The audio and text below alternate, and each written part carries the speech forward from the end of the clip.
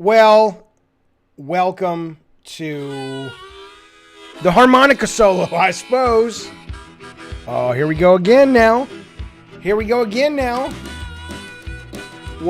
the only reason I'm playing this now is I know Rob the Mod is down there in Louisiana jamming out to this goddamn thing, and I don't want to turn it off because I know that he's dancing up a storm. He's doing a little bayou jig.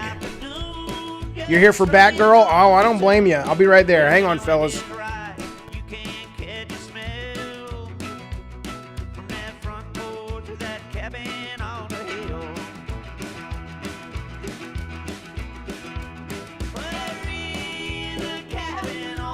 So, this is a song. There you go. This is a song called Cabin on the Hill by Sugarcane Jane. They're a small but amazing band. Now, I can't stand them politically. Cannot fucking stand them. But I know them because my brother-in-law's brother is the main guy in this band. And they are a phenomenal band. I don't know if it's bluegrass or country or whatever you would call it, but they're fantastic. But they have gone off the political deep end. They wrote a song for Trump. I mean, it's a great test for do you like the artist but not the art, and vice versa. Because I don't know what to tell you. I don't know what to tell you. They got themselves some crazy views, but it is what it is. And welcome to the stream. Today's going to be a little bit of a weird stream, only because I have some gaming news. We can absolutely talk about the video games if that's what you're into. Obviously, we're all into that. I finished God of War last night. Tip of the hat to Cory Barlog. I don't have a hat. I'm not wearing a hat. Perhaps I'll draw a hat on my head.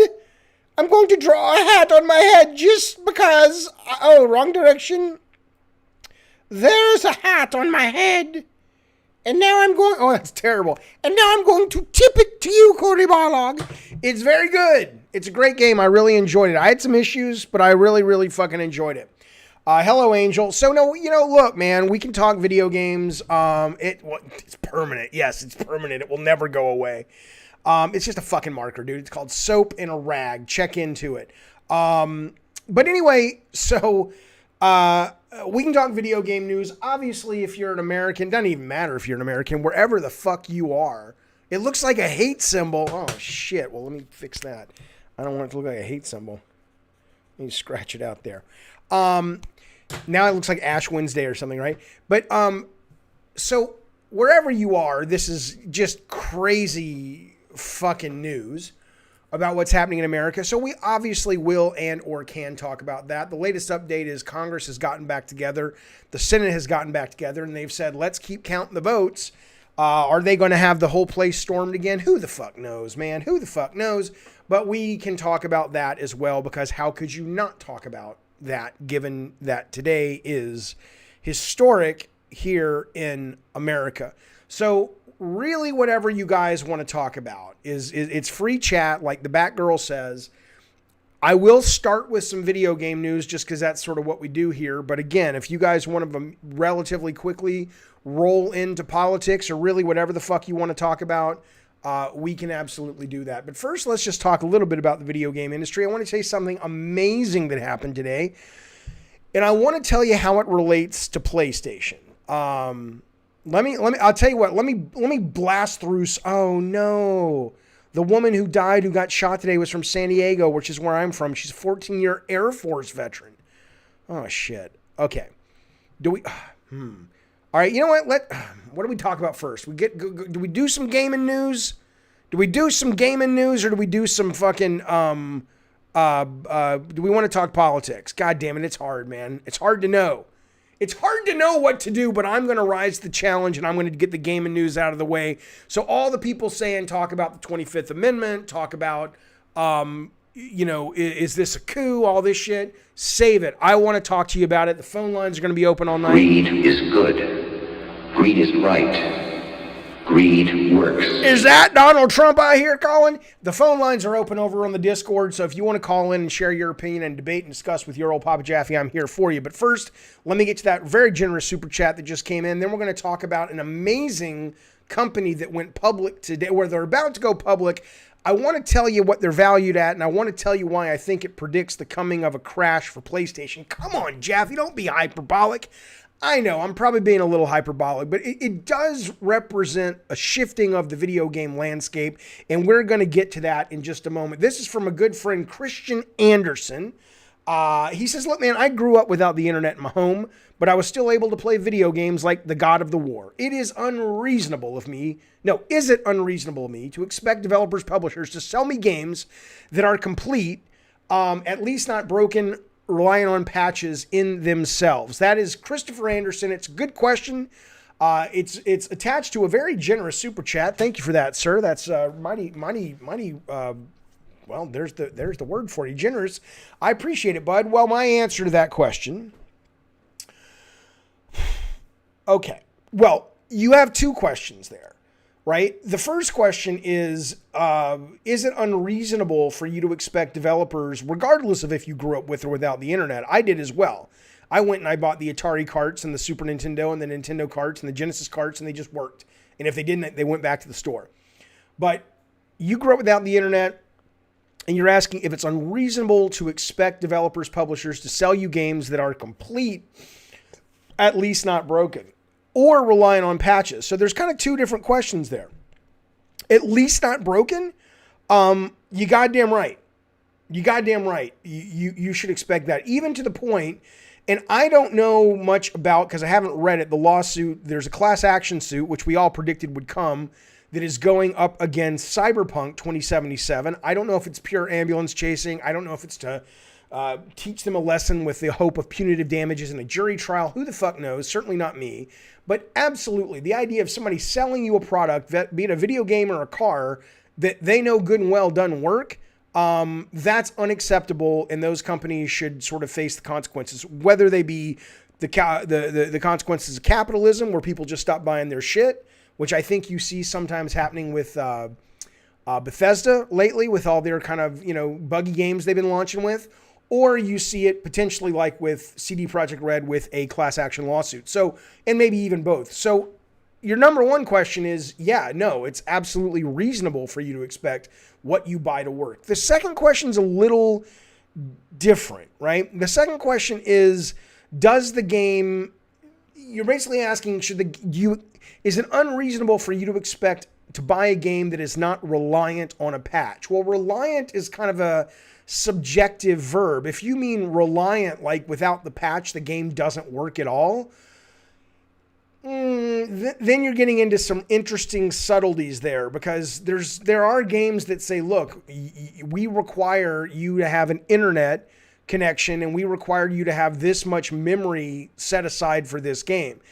If they ship you a game and it won't run properly without the patch, but they have made it clear you have to have internet and you have to have so much memory on your hard drive to take the game and whatever patch they need to ship day one to make it work, I don't like that. But I think that's fair play. It's shitty, but it's fair play. The more subjective gray area is the idea of, should you ship a game in this day and age that is absolutely complete? The truth of the matter is, I think that's nice when it happens, and it does happen from time to time. I'm playing a game right now, an adventure game, the one on Game Pass about the sea, the Song of the Sea or something. And that's just done. They built it, they shipped it, it's done. Now there are some bugs, but they're not game breakers, But the train has left the station, though, Christian, when it comes to the question of games continuing to get added to. And I was going to talk about this a little later, but I'll just show you an example of how I absolutely can prove to you that the train has left the station regarding that part, which is the game will run, but are they going to keep patching it for years and years and years? You're goddamn right. Here's why. There was a stat that came out from Game Industry Biz a couple of days ago that talks about the global games market. Think about this for a minute. They said the video game, Anderson, sit down now. Sit down for this one, Anderson. It was your goddamn question, and you better fucking be sitting, because it'll blow your goddamn mind. The game industry made 175 billion ducats in 220. All right? Get that number fixed in your brain pan. 175 billion ducats came into the game business. Do you know out of that 175 billion, how much was spent on in-game purchases, which basically means the games as a service model where people are adding things via patch almost indefinitely, whether you're talking about Rocket League, Apex Legends, Roblox. Out of $175 billion, 130 billion of that was on in-game purchases and microtransactions.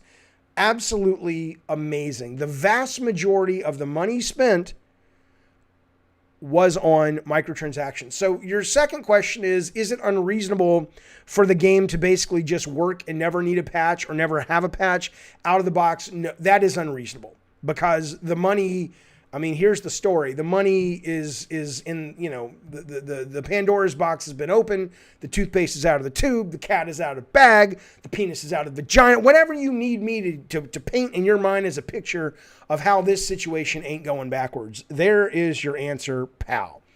Exactly. Arthur Dent says, Christ, gamers are their own worst enemies with this stuff. Well, it's not just gamers are their own worst enemies. It's that gamers are very confused about, hello Nash, good to see you again today, man. Gamers are very confused about, or at least hardcore gamers are confused about where they actually sit on the totem pole or where they are in the pecking order. And this is why I want you to see this next story.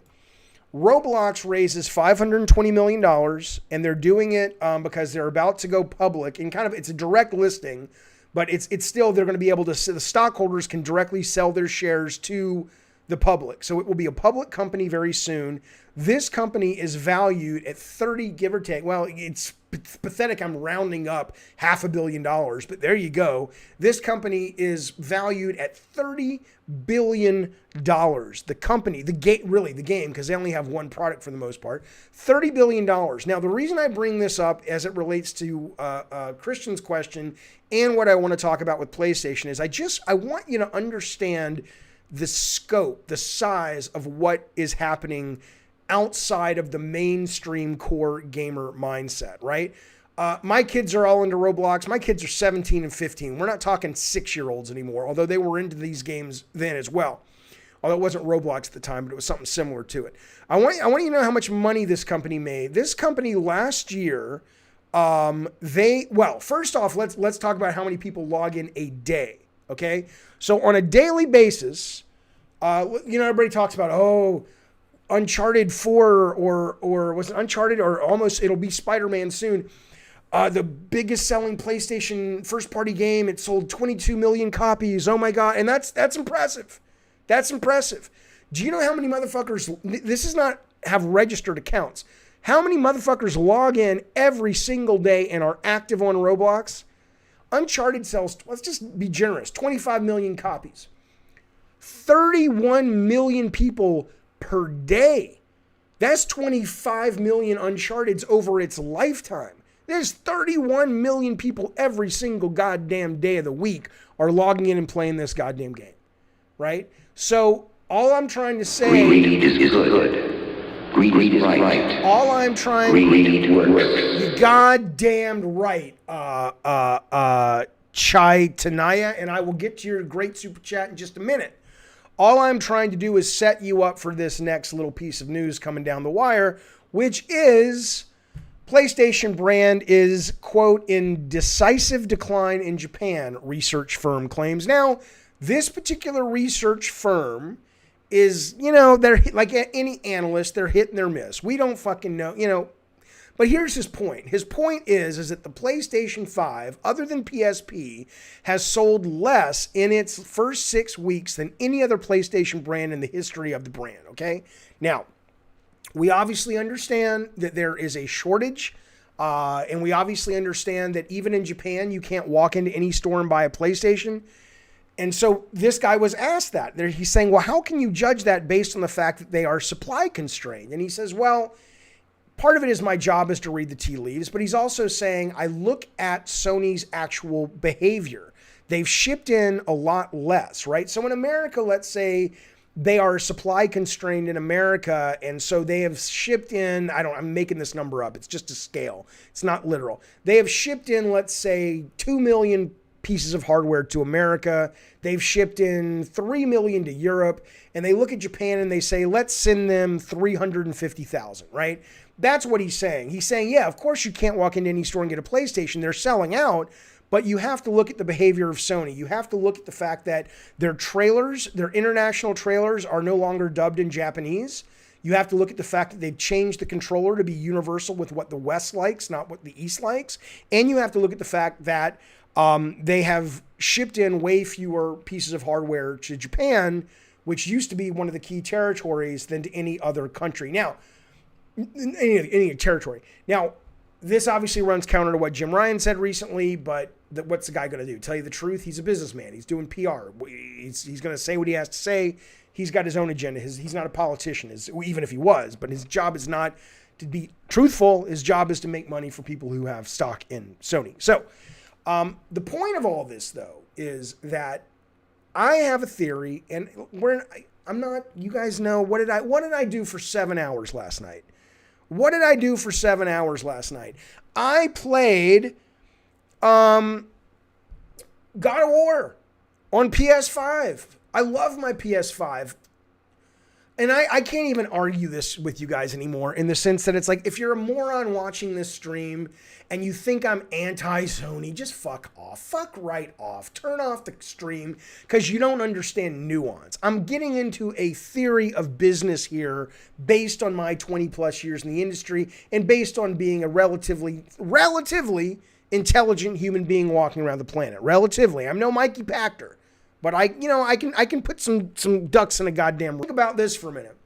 You have got the $175 billion, $130 billion of which was spent on in-game purchases. You have got Roblox, which is one of the most successful games in the world. None of these things are talked about by people who consider themselves hardcore gamers for the most part. You have got Sony in Japan already starting to look like the PlayStation brand is starting to decline. The reason I bring all this up is if you look at the counter to that, you've got the budgets. I mean, think about how unsustainable this is. You have got the budgets for games like God of War, Uncharted, Last of Us, Days Gone, Ghost of Tsushima. Some of these, Ghost and God of War, I haven't played Days Gone yet. Two of my favorite games I played this year. I'm not knocking the games. But those budgets go up and up and up. They are now sitting at $160 to over $200 million to make one of them. To make one of them, right? And then you can turn around if you're a businessman and go, well, wait a minute, look at this shit. You know how cheap this fucking game was to make? You know how cheap the mobile phone game that literally made $500 million in revenue last month is to make? Yeah, there is currently right now a nice business for Sony and AAA games to sort of stay focused in that zone, and there will always be a space for it. But here's the big exclamation point at the end of the sentence, and I'll get to the super chat, then I'll get to the chat. This is not sustainable, and you are going to see a correction sooner than later, and you're going to see it in the PS5 generation. I will timestamp this. I will date stamp this. I'm not saying PS5 is going to be a failure. You're going to see a lot less games, and you are going to see Sony eventually start to pivot to going, how do we make money doing, I don't mean kiddie games, but look at Nintendo Switch right now. Even their non-kiddie games are doing great, right? Fire Emblem did really well. Now, you could argue, you would correctly argue that Luigi's Mansion 3 is a kiddie game. Whatever. Sold 8 million copies, though. I guarantee you that game didn't cost an arm and a leg to make. Hell, to the point that Nintendo just acquired Next Level Games because of the success of Luigi's Mansion 3. Okay, so I'm just saying we're going to get to a point where the powers that be at Sony go, why are we spending all of this money in order to make a smaller percentage of what we could be making if we put our talent and we put our resources into things that could be cheaper? You could argue that, well, someone's got to make Ferraris, someone's got to make the high-end shit, and you're right, but I don't think that business model at the scope that Sony runs it will be sustainable. Ferrari's great for a boutique business. Sony PlayStation's not a goddamn boutique business. So there is my little bit. I'm going to go to the super chat, then I'll go to the chat, and I will read what you guys are having to say about my brilliance that I have just shared with you. Okay, this guy's name, and I apologize, I'm going to butcher it. It's Chaitanaya. I'm sure it's a very normal name, but I just said it wrong. You're a personal inspiration, he says. Well, I appreciate that, pal. When it comes to development, how much is developer versus publisher? In other words, did Avengers devs want to make a single-player game, but they were forced to go games as a service? I see your question. You know, unfortunately, I can't give you a one-size-fits-all answer. For example, Chaitanaya, Avengers was developed by the studio that is owned by the publisher. So sometimes you have a publisher, and by the way, thank you for the super chat, it's very generous. Sometimes you have a publisher that goes out into the world and says, we want to make a multiplayer arcadey tennis game. That's what we want. Obviously, we want the developers' creativity and stuff to factor in, but we're ordering something from someone like you're ordering a product from a client. Here are 8 options. And then you go in there, and depending on how focused the publisher is on creative, that determines the level of creative freedom the developer is able and willing to bring to the table. When we did the first Twisted Metal and Warhawk and Jet Moto and Twisted Metal 2 with single track, those guys had never made a game in their lives. Most of them weren't gamers at all. And so they were brilliant executioners. Now they can make great games too. But at the beginning, they didn't know games from board games from video games. That's not true, but I'm making a point. And in that case, we had a lot of creative from Sony come in, myself, Mike Yam, Steve Sergioli, and concept artists and stuff, and we would kind of guide that. Other times, if you go out to like a Zipper Interactive, which is not to say like Seth Luisi from Sony wasn't key in SOCOM, but you can go to those guys and say, we'd like this kind of game, or we just want to work with you. What do you want to make? And then the deal is more creatively lopsided on the side of the developer. So it's not one size fits all. It totally depends on the deal. When you're talking about things like Uncharted or Halo or first party studios that are owned by the publisher, it's still the same thing. Sometimes marketing would come to product development and say, we really need a multiplayer game. We have to compete. We have to compete with this. We have to compete with that. And a lot of times, though, at least at Sony more often than not, it would be the developer in Santa Monica has this idea. They have 3 ideas. They want to pitch the powers that be. Hopefully one of them will get a green light to prototype phase, and it'll go like that. So it's kind of it depends on the studio and the publisher, but it really depends on the deal. I hope that makes sense. Forget Me Not. I'm not just doing super chats tonight, I promise. They're just coming in right now, and I'll get them all. Then I'm going to roll back and see some of your questions. But I appreciate it. Forget Me Not. It's very generous. He says, Jaffe, Sony is also investing more in other Asian markets. They're going hard in Chinese game dev, recently Singapore and Malaysia. Why is that? I don't know. I know exactly what you're talking about. I don't know if they're going hard in Chinese game development. I know that there is a... whether it's a initiative, I guess I'll use that word, the initiative that they're working on, where they are trying to reach out and incubate developers from China. And there's a video out right now where you can actually see some of the early works that they have done. I don't know if they were on PS4 or PS5 as Sony tries to build that market up. Regarding why they're doing it, I'm assuming because I want to say that China recently relaxed their restrictions on consoles. Like, I don't think you could even buy. Let me check this out. Let me be sure. Can you buy PS5 in China? I think recently they said we'll allow those into China, but for a long time, China did not make, tightly regulated gaming market that has long kept games and consoles out of the country. So it was only recent, and I don't remember when it was, where China said, you guys can come in and sell your stuff there. So my assumption, Forget Me Not, is China has said, you can sell your shit. And so PlayStation says, great, you guys have quadrillions of people. You'd have more if you weren't putting the Muslims in camps, but you're a bunch of assholes. At least your leadership is. And in that, we want to learn about your market. We want to make stuff specifically for your market. And you're just saying, hey, man, and look, yeah, AAA Winnie the Pooh game, Matt, absolutely listen. And you're not just seeing that. Hello, Saltiest Gamer. Always good to see you, pal. You're not just seeing that in video games, right? I mean, you know, this, oh, babies, you don't know. Or you do know, but it's bad. So there's a news story yesterday that the movie industry has officially been eclipsed in America by Chinese box office. So the biggest box office for motion picture shows in the world is China now. It's no longer America, okay? It's not even India with Bollywood, from my understanding. Which means that if you thought the Chinese had power before over American studios to message the movies, you goddamn right it's going to get worse. And if you're going to keep seeing these big budget AAA games out of places like Sony, they're going to need to rely on China to come in and start helping, make profit to build those goddamn things up. And in that, you're going to get dumber games, not because the Chinese are dumb, far from it, probably one of the smartest countries on the planet in terms of just education per capita or the quality of education per capita. But you're going to start to get dumbed down games just like you get dumbed down movies, not because the audience is dumb, but because there's a language barrier. And the more that you can simplify Greed is good. Greed is right. Greed works. I'll get to that one in just a minute. The more you can simplify your experience, the more people are going to be happy and be able to partake in it. And again, get ready for a lot more censorship. It is censorship because it's coming from the government. Get ready for a lot more creative censorship.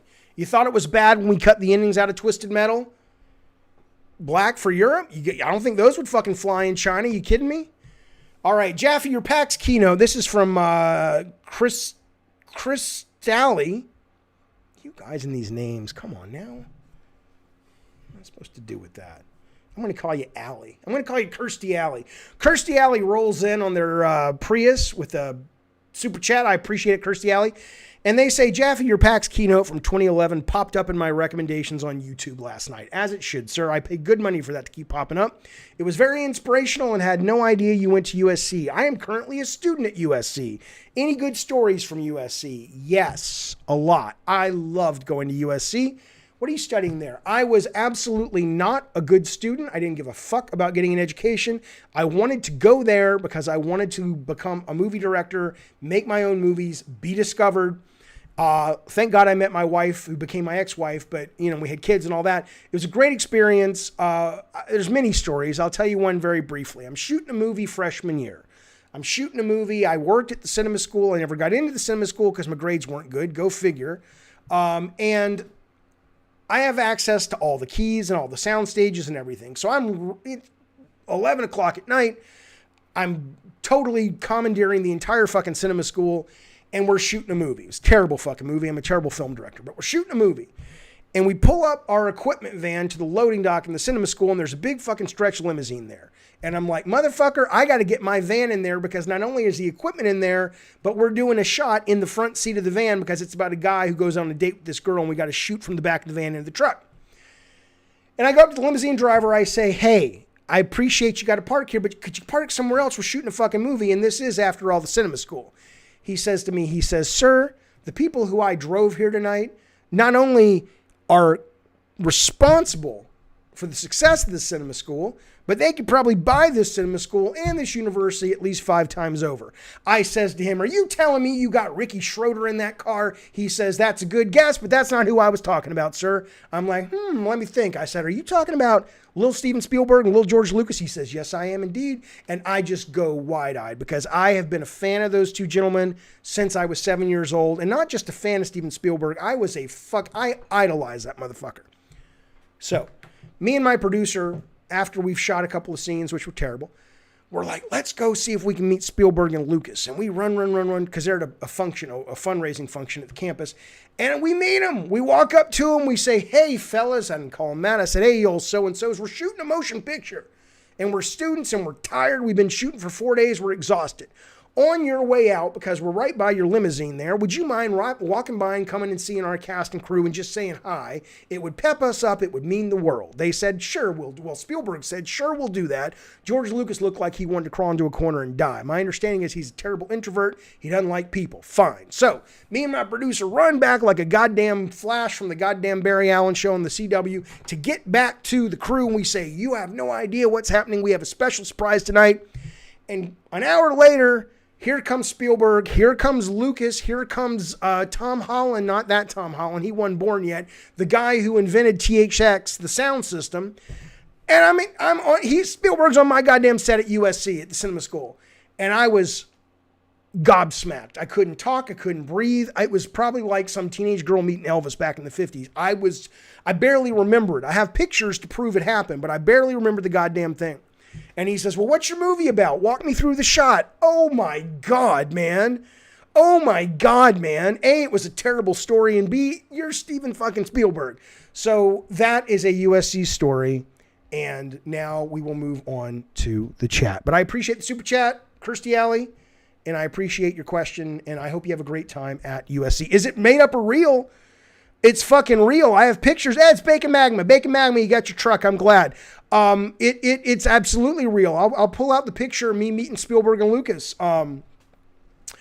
So, yeah, I should have shown him the Twisted Metal ending, says Connor. Look, they weren't done yet. So, do you have motor oil on your forehead? No, it's a permanent marker.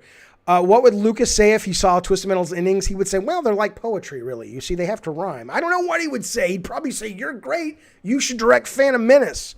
Hello, Jaffe, says Louise. I'm a big fan of your masterpiece, which is God of War. Well, I appreciate that, sir. It's not my masterpiece. It's the whole team's masterpiece. But thank you very much. Let me roll back and see if you guys had some thoughts on China real quick. Because I don't want to ignore you guys. I'm not one of these fellas that only reads the super chats. I always read the super chats because I always notice them and people have spent their hard-earned goddamn ducats. But I'll read a lot of things if they're interesting. But I want to make sure I find it. Who says they aren't doing Japanese games anyway? They just had a Pack and Astrobot, says Sonic. Pack and Astrobot. Yeah, no, I'm not saying they've shut down. That's Sonic HQ. I'm not saying they've shut down their development in Japan. But they are absolutely, they've lost 4 of their biggest people in Japan from sort of PS4, 3, 2, and 1 era. They all left in the last month. My understanding is a lot of those people are being let go and they're not, or their contracts they're letting run out. There was a huge executive that had been at the company that had been crucial to the success of the company for decades. And he was just... My understanding of it is it wasn't polite. It was just like, yeah, you're out. And I heard that story and I'm like, are you shitting me? This motherfucker helped build this motherfucking place. And just because there's new regime, you're just kicking that motherfucker to the curb? I mean, I'm not saying they're getting rid of development. I'm just saying that shit's changing. Astrobot was great though. It wasn't as good as Sackboy. If you rip out the nostalgia from Astrobot, it's fine. But it's not a great platformer. It's fine. Okay? Sackboy it's not a great platformer. It's not sort of, Mario level, but it's really fucking good. Okay. It's really disappointing, says Still, that Sony is only focusing on Western games, not because they are bad, but I miss Japanese flavors like Gravity Rush.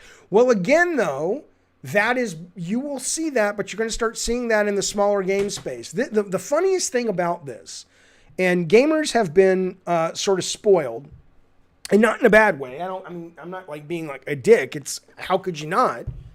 But what you have seen, I have 2 of them. I want to know which one is colder. What you have seen in the game industry is you have seen the hardcore gamer since the inception, because it really started as a hobbyist form. It's really interesting if you compare it to other art forms and entertainment media. So most of them, movies were mainstream out the gate. They were Nickelodeons. They were actually looked down upon by a lot of people because it wasn't theater. right? So movies immediately got the masses, right? Television was looked down upon. It immediately got the masses. I mean, obviously not everybody could afford it, but there was a very high, very quick adoption rate of television. Video games, and what ended up happening though, is it took a long time for so in movies and television, I guess my point is the money started getting spent more and more and more in order to keep that mainstream.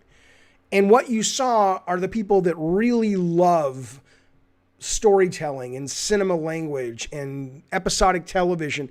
Those people, TV's a little different now because all the sub-services are coming in and changing the equation. But up until that, those people were sort of relegated to the margins going, you can get your indie movies, you can get your cheap, low-budget stuff, and every now and then there'll be a breakout hit. But most people don't want the hardcore movie stuff. They just want to have fun when they go to the motion picture house.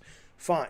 Video games are totally opposite that. They started as a hardcore medium, and they made money, but they never made the kind of money they're making now. And what you're seeing is the opposite. You're seeing the hardcore gamers now being treated the way other mediums are treating their customers, which is if you're really hardcore, that's great, but you ain't the audience for a lot of these creators. You're going to start being the audience for the medium and low budget games. You're going to start being the audience for the indie games. You just fucking are. Because when you are a corporation and you can look at these numbers for Roblox, and you are a corporation and you can look at these numbers for the game industry as a whole, the idea that the gorillas of the industry are going to keep cranking out these 200 million and it's going to even get higher dollar bets at the level they've been doing, it's simply reckless. It's financially reckless. So when you say you miss Sony's quirky Japanese games, I understand. I miss a lot of Sony's indie games. The fact that we couldn't even, if we wanted to, get a Twisted Metal greenlit through Sony right now should tell you all you have to know. That's not some quirky little small title.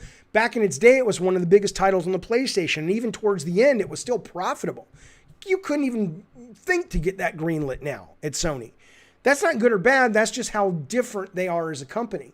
But they are going to have to adjust eventually because this is not sustainable, especially in light of investors going, you can be so much more successful with such less investment. Why in the world are you making 8 of these $250 million games every year? That's all I'm fucking saying. That's all I'm fucking saying. Let's go back to the chat, shall we?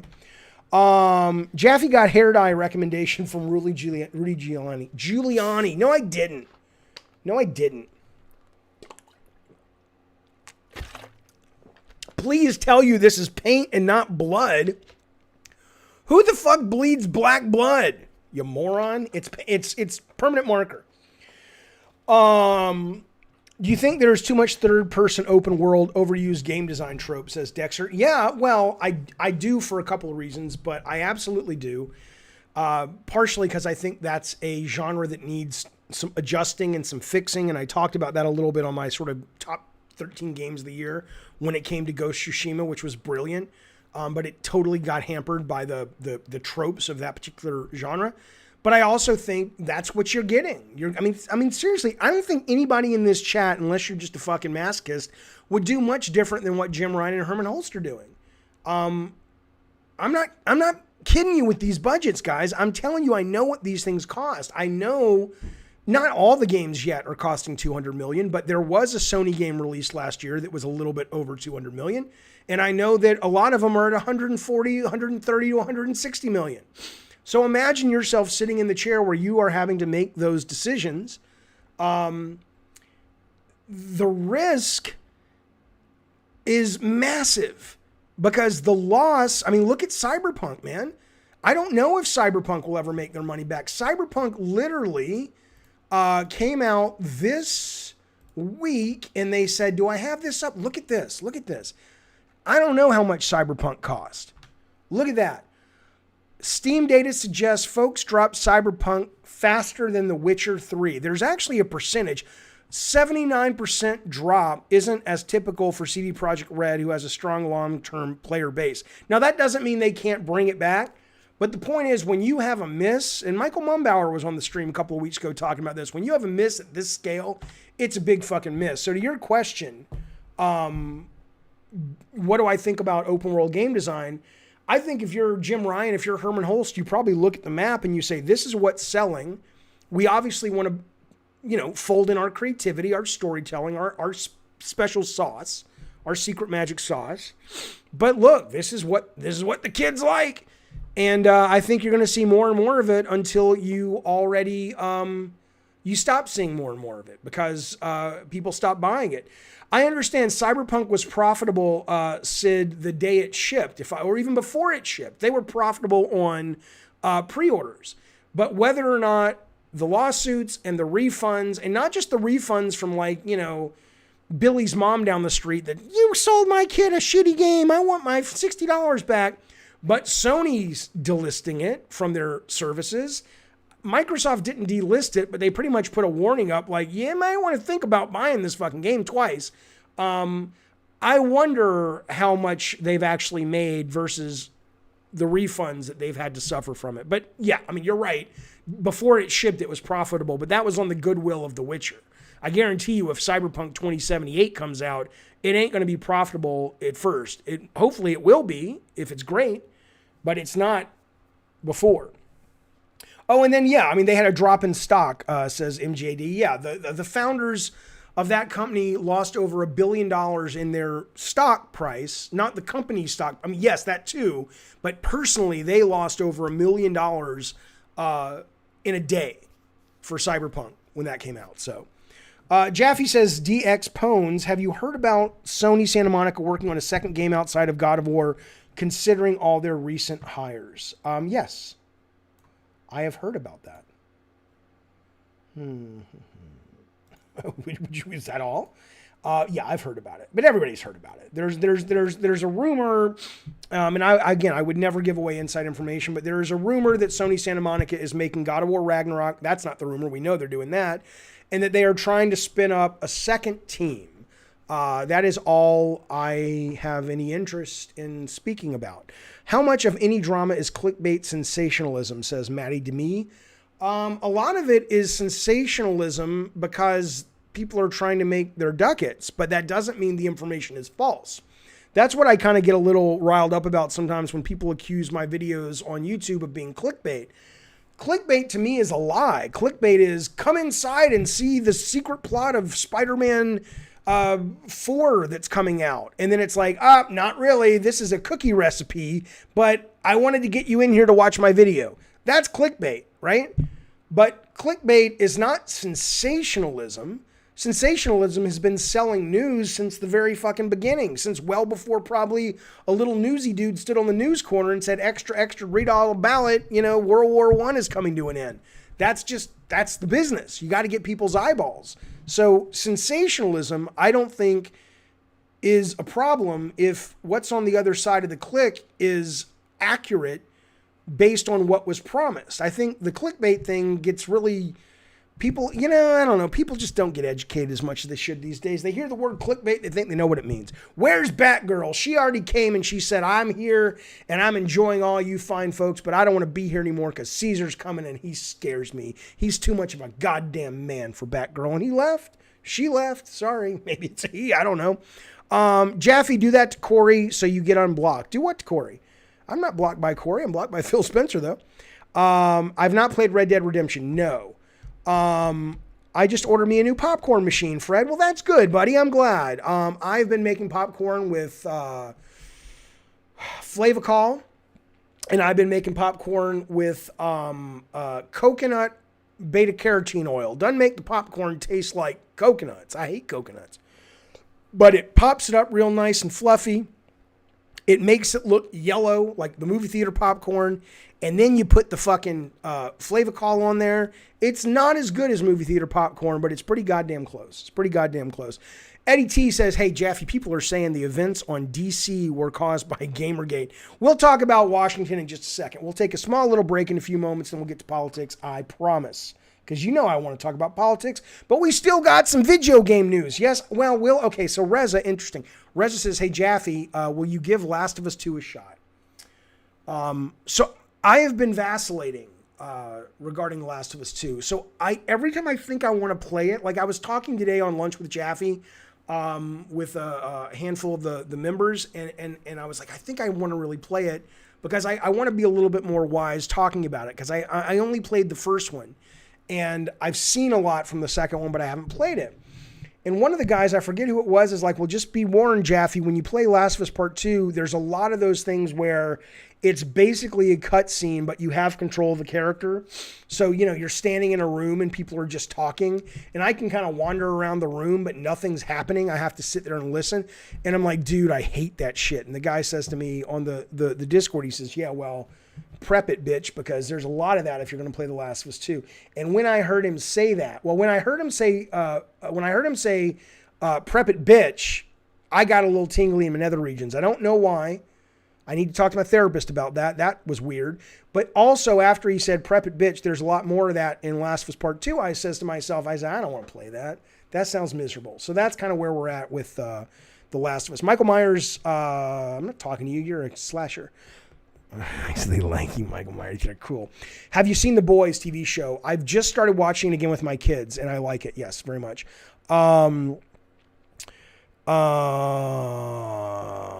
Last of Us 2 is on sale right now. I think, Joe, I get Last of Us 2 automatically because I have PS Plus, right? And I have a PS5. Charlie says, do you feel Last of Us 2 would be a more beloved straight-up horror game series if they had a good editor that didn't allow Druckmann to bloat the story? Well, I haven't played Last of Us 2.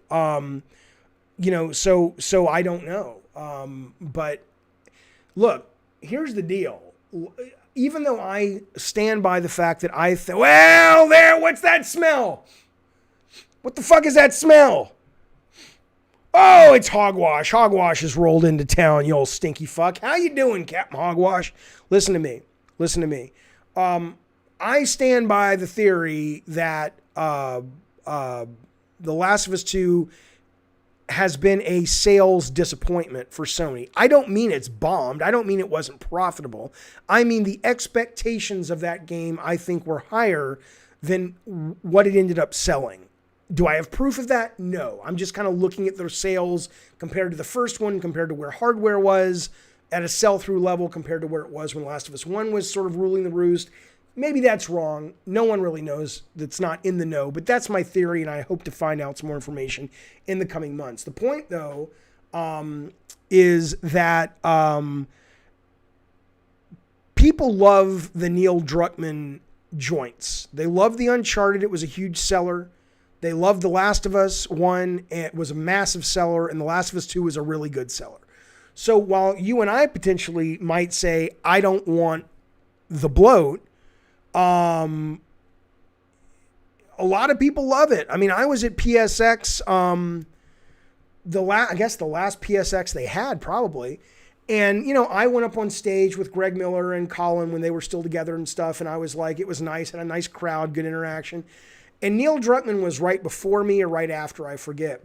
And it was like the fucking Beatles. I mean, it was like, the reverence and the fandom for that guy in the PlayStation community is massive. So while you and I might suggest that, there's a lot of bloat in those games, clearly, in Rob the Mod's right there saying he loved it. There's a lot of people who love them. So I don't know if that would be wise. And frankly, I don't know if Neil would want to make a game like that. Okay. Keep your mind open, but not so open that just anything can move in and set up housekeeping. Okay, Kaiden. Do I think Casey? Do I think games are too long nowadays? I don't think that's the right question, but I don't mean to be a condescending asshole. I think the right question is, do I think the business model of video games has hurt the medium? And that I will say yes. It's hard to say are games too long because it depends on the game, right? I don't think you would want to play a big Final Fantasy mainstream mainline game and it's 6 hours long. I think there's an expectation of genre that is not only expected, but people enjoy. I don't think you'd want to play a rogue game that you burn out on after 2 hours. Those are evergreen.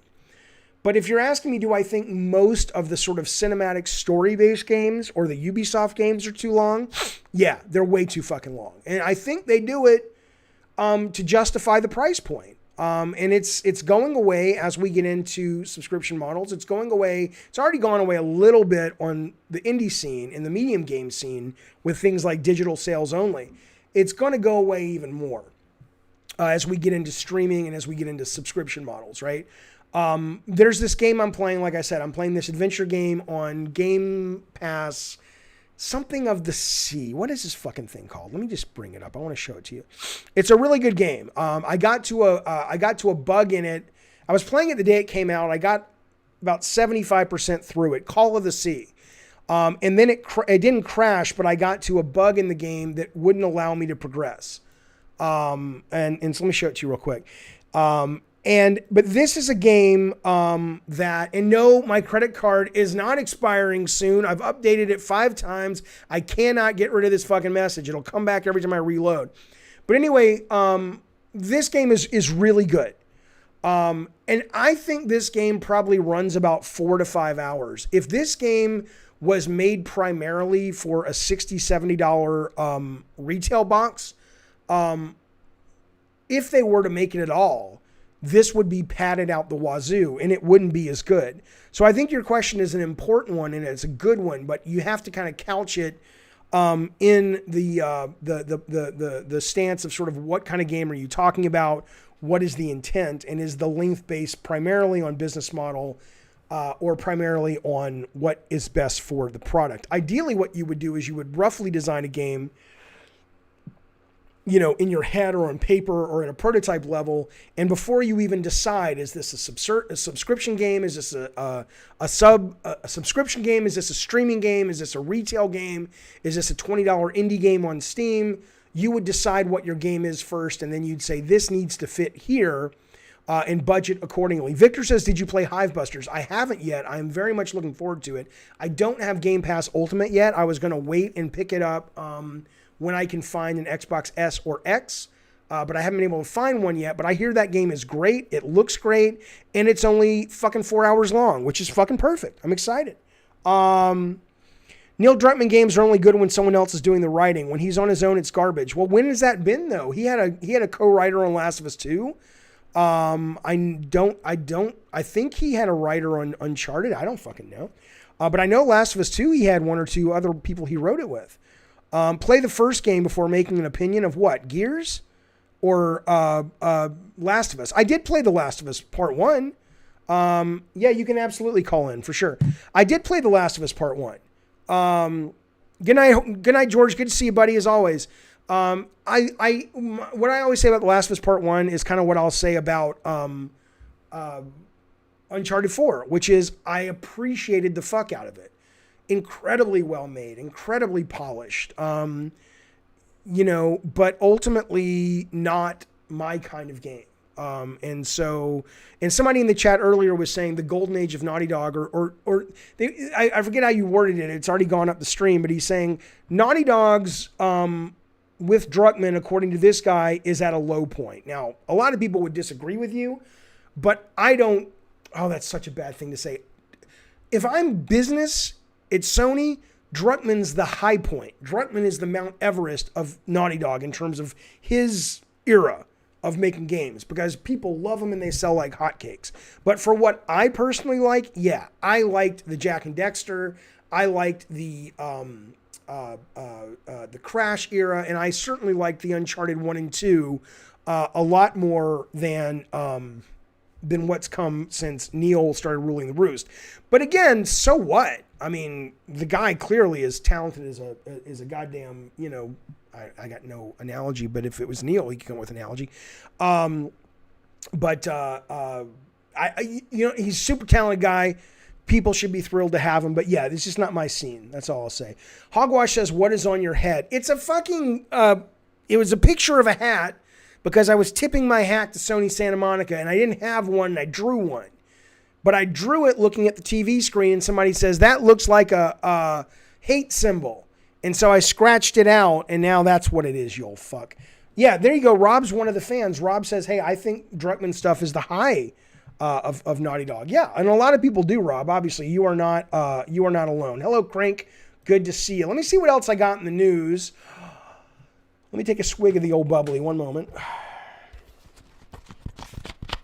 Samuel Porter Bridges says Naughty Dog won their first Game of the Year in 2009. Neil joined in 2005. Since then, they've added 3 more Game of the Years. Yeah, again, this is not a let's hate on Neil Druckmann chat. He's clearly talented. A lot of people love what he does. I'm just saying it's not my kind of game. Connor says, everyone asks if you want to make games and especially a new Twisted Metal. My question is much better. If you ever did make a game with Twisted Metal, would Mel return as the best Calypso? I don't know. I love Mel's voice. And the answer is probably yes. Because if we were going to do... fuck you, Hogwash, you shithead. If we were going to do a new Twisted Metal, it would... Oh, it's a hard question. Because if it was like Jaffe, enough fans have asked for it. Here's $5 million. Go make a Rocket League-esque free-to-play service game with Twisted Metal multiplayer, and let's see what happens. I would make that game for the fans to start with. And obviously I'd tune it and work with the team to tune it so that it could go out to people beyond the fans. But the fans are going to want to see Mel McMurrin back.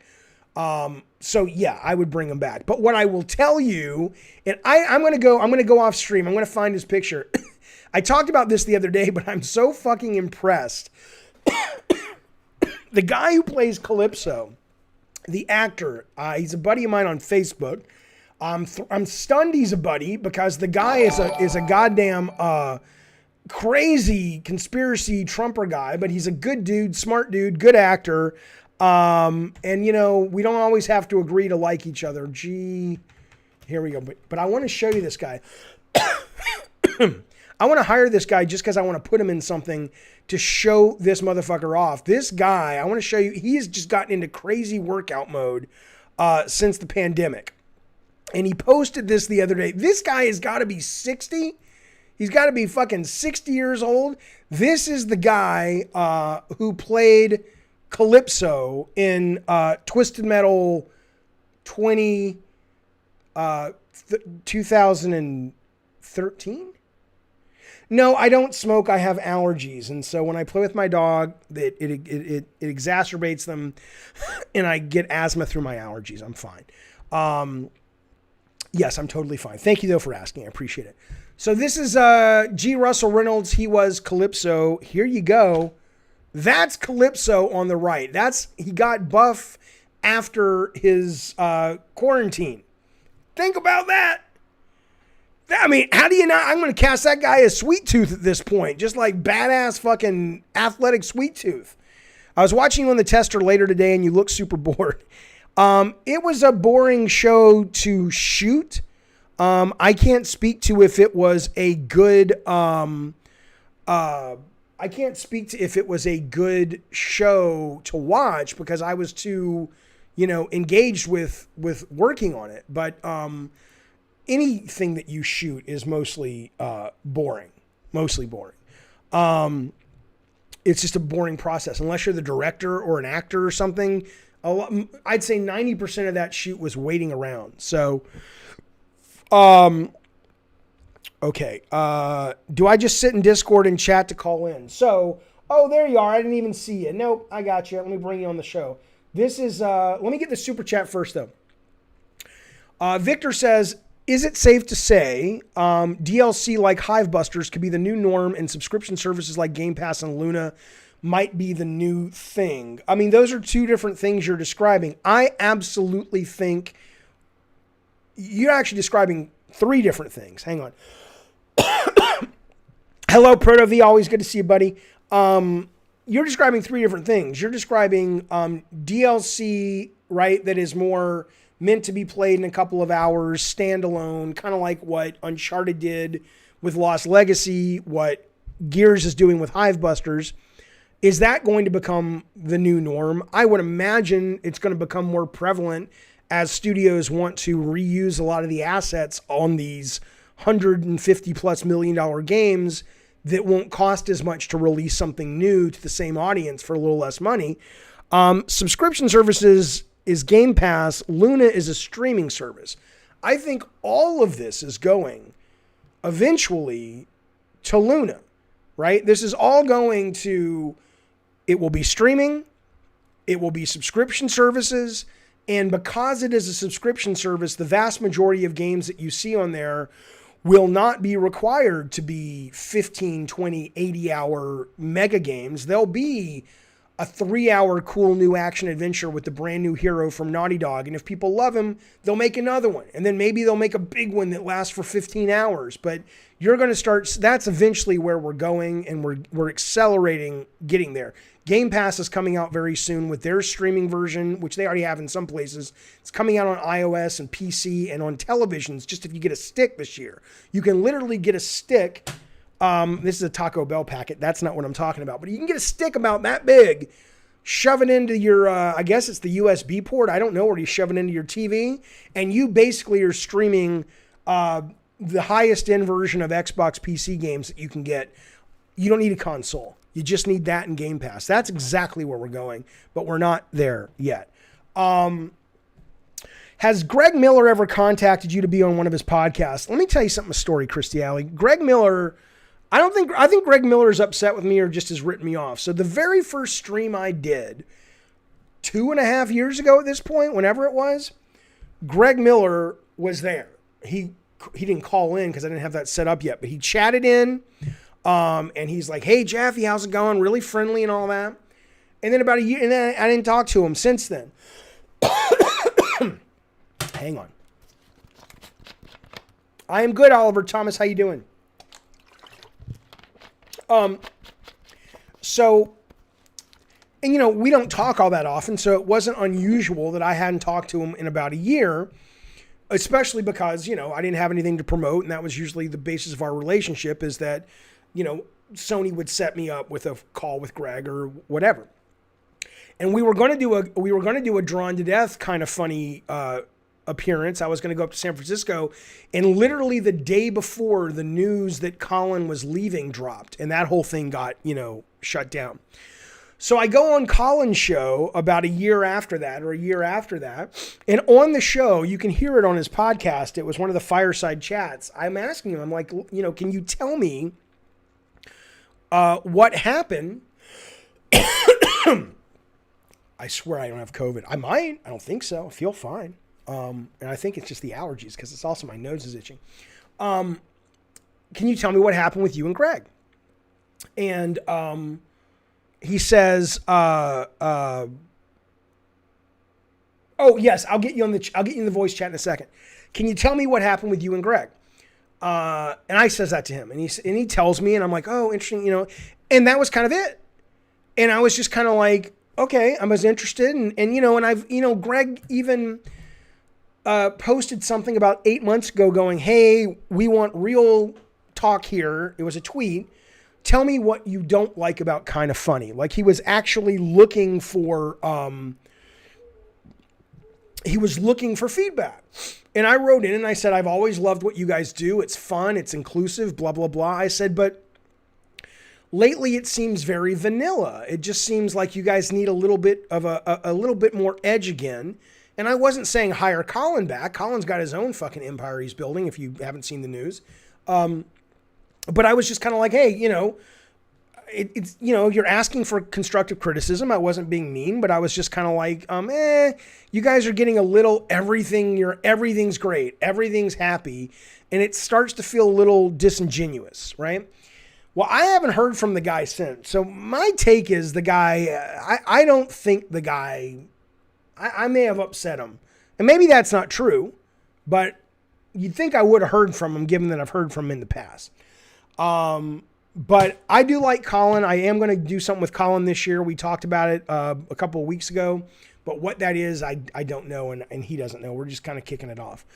Eddie says the Kind of Funny shows are too soft. It's mostly just shilling for companies. I don't know if there's shilling, but I do know that it does feel soft. And I don't mean that in a mean way. I mean that like I like Greg Miller. I've always liked Greg Miller. I think construction, now again, Greg may be like, okay, thanks. I don't need you to direct my career, Jaffe. And he's right. The guy's doing fine without me. But I personally find Kind of Funny in the last couple of years has become too huckstery. It's lost that personal. It almost feels like a franchise business now. It doesn't feel like we're in the know with those guys and we have a real connection and we have a real, experience together. It feels more like even Kevin Smith, who is way bigger than Kind of Funny. And obviously, Kevin Smith doesn't stream and talk to every individual person. Kevin Smith doesn't do his Fat Man podcast and address every comment. But there's a sense of a genuine connection when you watch Kevin Smith stuff. When you watch Kind of Funny lately, it really does feel like, it's terrible to say, but it kind of feels like they don't really want to be there. And I don't know if that's true. But it just kind of feels that way. Oh my God, Eternal says, I don't like that they bought in a bunch of people fans didn't necessarily sign up to watch. Streaming communities are as much about the streamer as they are the content.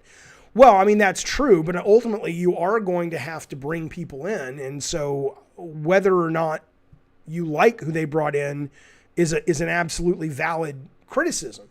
But I mean, what were they going to do? Never bring anybody in to replace Colin?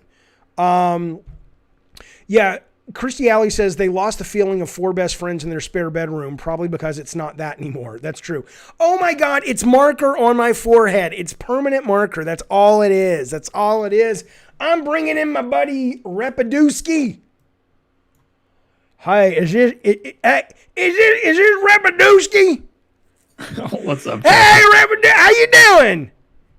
I'm doing all right. I swear I'm doing good. I just pulled my pee-pee out of your sister last night. I swear to God, it's still wet and smells like her, but I'm having a good goddamn day. What do you want to talk about, sir?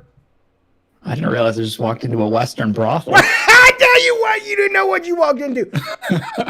What's going on? I don't mean to beat the dead horse too much, but I'm listening. I just tuned in when you were going over The Last of Us a little bit, and I'm very in that community. Like, I play their multiplayer games like live for years and years, so like I hear pretty much fucking everything, like whether it be good or bad, from people. And wait. You play their multiplayer game. You're more of a Last of Us multiplayer or single player. I'm not sure I follow what you're saying. You're a fan of. I primarily like their single player. Like, I'm a single player gamer. Okay, got it. I stream their multiplayer games because they're good. Okay, gotcha. They've always done well. I agree. When this happened, I'm convinced, first off, I don't think most people even know that this happened, and I think that's like a big thing that people don't think about when they talk about this. Wait. That what happened? That this game got leaked. Like, I think 90% of the people who bought this game have no clue anything ever leaked because they're just casual gamers, and The Last of Us is pop culture at this point. I think you're absolutely right. I think the number of people who purchased it that follow gaming news is a minority for sure. Right. So when it kind of starts to get weird to hear the takes of people saying that everybody doesn't like the game, because like it's really, I get it. Like, it's easy to think that because like if you go on a Twitch chat or a YouTube chat where people are playing the game and they don't like it, usually the people that are in chat are sharing that opinion most of the time. And I've been in streams where people are loving the game, and it's loaded with people who love The Last of Us Part 2. But the thing that I've found is that when people are playing this game, they are just either changing their opinion to fit. And this is just a small little part about streamers. Like, they're kind of like, if their chat's really not into it, they kind of start to echo that in a way. Interesting. And that's just the streaming side of things. But the analogy that I like to give for people, I'm convinced that most people that play this game actually really like it, and I think that there are chances in this game. I understand not liking it too. Like, it is a very heavy departure from the first one, which is kind of gonna hit or miss with a lot of people. A lot of people just wanted, like, another Joel and Ellie game. And I'm not gonna say too much about the plot because I know you're gonna play it or whatnot. But I know everything at this point. But still, yeah.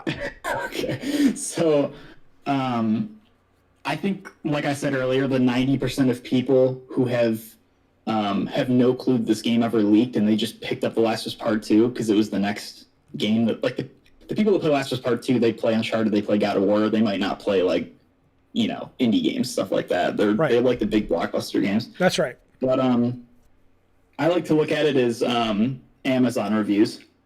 If I buy something on Amazon or any website, and I get something that is absolutely just not okay with me, like it's broken or it's not as advertised or whatever, I'm probably going to think about writing a review. But if I order something from Amazon and I get exactly what I want, why? Like, I've never written a positive review. I understand your point. Your point is basically the squeaky wheels are out there, but they don't necessarily represent the majority of assumptions about what this game is. And even if you go on to Yelp or something, there's all the review bombing. So the only two, it's a great point, to the point as it applies to what the post-mortem is. And I made a video about this, and I'm fascinated. The reason I even care so much about the sales of The Last of Us 2 is I'm fascinated what their takeaway from this game is. Because you're right, if you just read the internet gaming sites, you would, in your Neil Druckmann and your Naughty Dog, you would think we fucked up terribly and we can never do that again. Right. That's why, to me, sales is so important to see. I want to look up right now. I'm trying to remember if the completion rate is really high. I think it is. It has, I can actually tell you, I know the percentage. It has the highest completion rate out of any Sony first-party game. I think it just hit 61%. All right, let's see. Which is kind of insane for a 30-hour game. Okay, I'm looking at... Yeah, you're right. I'm looking at it right now. Despite a dividing fan base, The Last of Us Part 2 has a high completion rating. 40% of players completed Last of Us 1, 35% completed Uncharted, 40% completed Doom, 45% completed Ghost of Tsushima. But yes, Last of Us Part 2 is sitting at, you said 60% completion rate. I don't think that's the highest anymore, though. I want to say either God of War or Spider-Man eclipsed it, but regardless, that's better than most. So completion rate... That's pretty crazy. Yeah, so I mean, and that's why, because the biggest thing that fascinates me about this is if it turns out the sales are disappointing. And it may be, it may not be, but the reason I'm interested is because I've been at Sony for so long. Just let me paint the scenario. You can't not be interested in this. I was at Sony for so long, and I was there with Parappa. I was there with not Primal Rage. What was the game with the beast that fought each other? I was there with Tabal #1, like all the weird, quirky fucking shit, and the mainstream shit. And I've seen them transition to where they are now, which is for the most part like they gotta take smarter bets. So if you have a guy who has been incredibly blazingly successful like Neil Druckmann and Naughty Dog together have, and then he releases something that doesn't connect financially, and one of the reasons a lot of people online say it's problematic is it's too liberal, it's too social justice-y. And again, I'm a progressive as fuck dude. I love stuff like that. But I understand that there's a vocal group that complains about it. The fascinating thing to me is, if all those things are true, does Jim Ryan and Herman Hulst go to Neil Druckmann and say, we know you're the goose that lays the golden eggs, pal, but you can't keep doing exactly what you want to do? Because that's a fascinating piece of internal business politics. At that point, does Neil say, go fuck yourself, I'm going to Xbox, I do what I want to do? Or does Neil go, well, yeah, of course, I understand we only sold 40% of what the first Last of Us sold. As much as I want to push this, I'm pushing the audience too fast. Or I don't know, but I find it interesting. But yeah, I hear you. I hear you. Go ahead. You have the last word, then I'm going to keep rolling. What's up? Okay, sure. Pretty much the last thing that I wanted to touch on with that specific thing that you just brought up is, as somebody who has made games, because that is definitely, like, there is a crowd that hates everything about the game because of its politics, if you will. Yeah. Apparently, which I don't really get as much, but... Right, I understand. We're at a point now where you're starting to see a lot of these types of characters in games. Like, there's trans people, there's gay people. And there's definitely a crowd that has a big problem with it. But my question to you is, at what point is it just like that's real life? These people exist.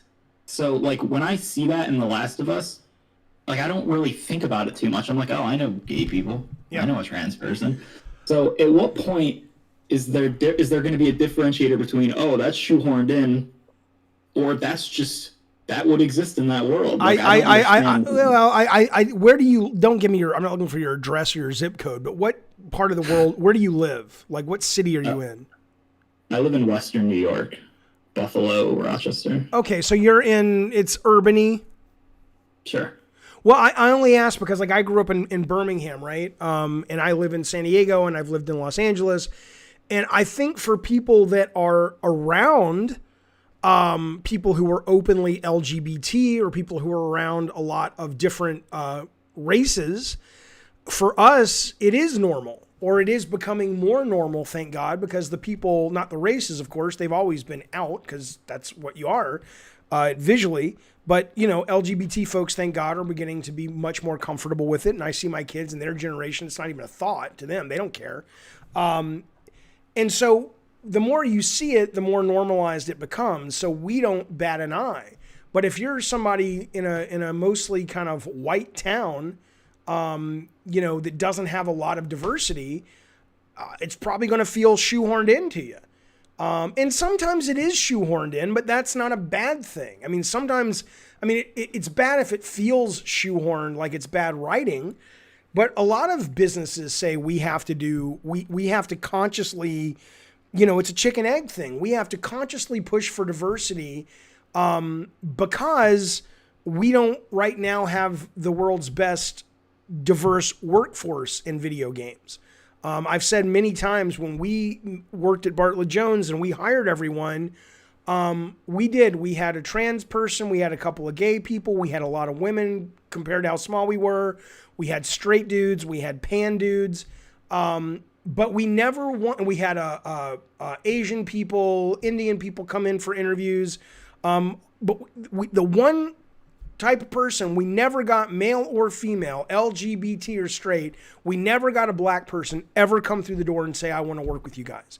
Now, one could argue, well, maybe black people have better taste.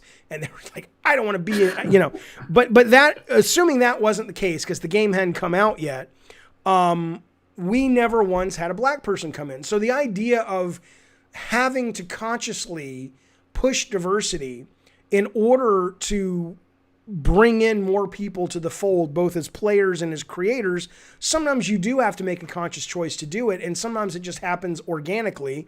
And ideally, the more equal things become in life, it'll just be organic. But I think ultimately that's a long way to answer your question, which is, when is this just going to become normal? I think for some people, it will never be normal. You still have people being raised today that think LGBT people are bad, that think Jews are bad, that think Muslims are bad, that think black people are bad. That's still happening, obviously. We can see it today. A bunch of them stormed the fucking Capitol building today in America.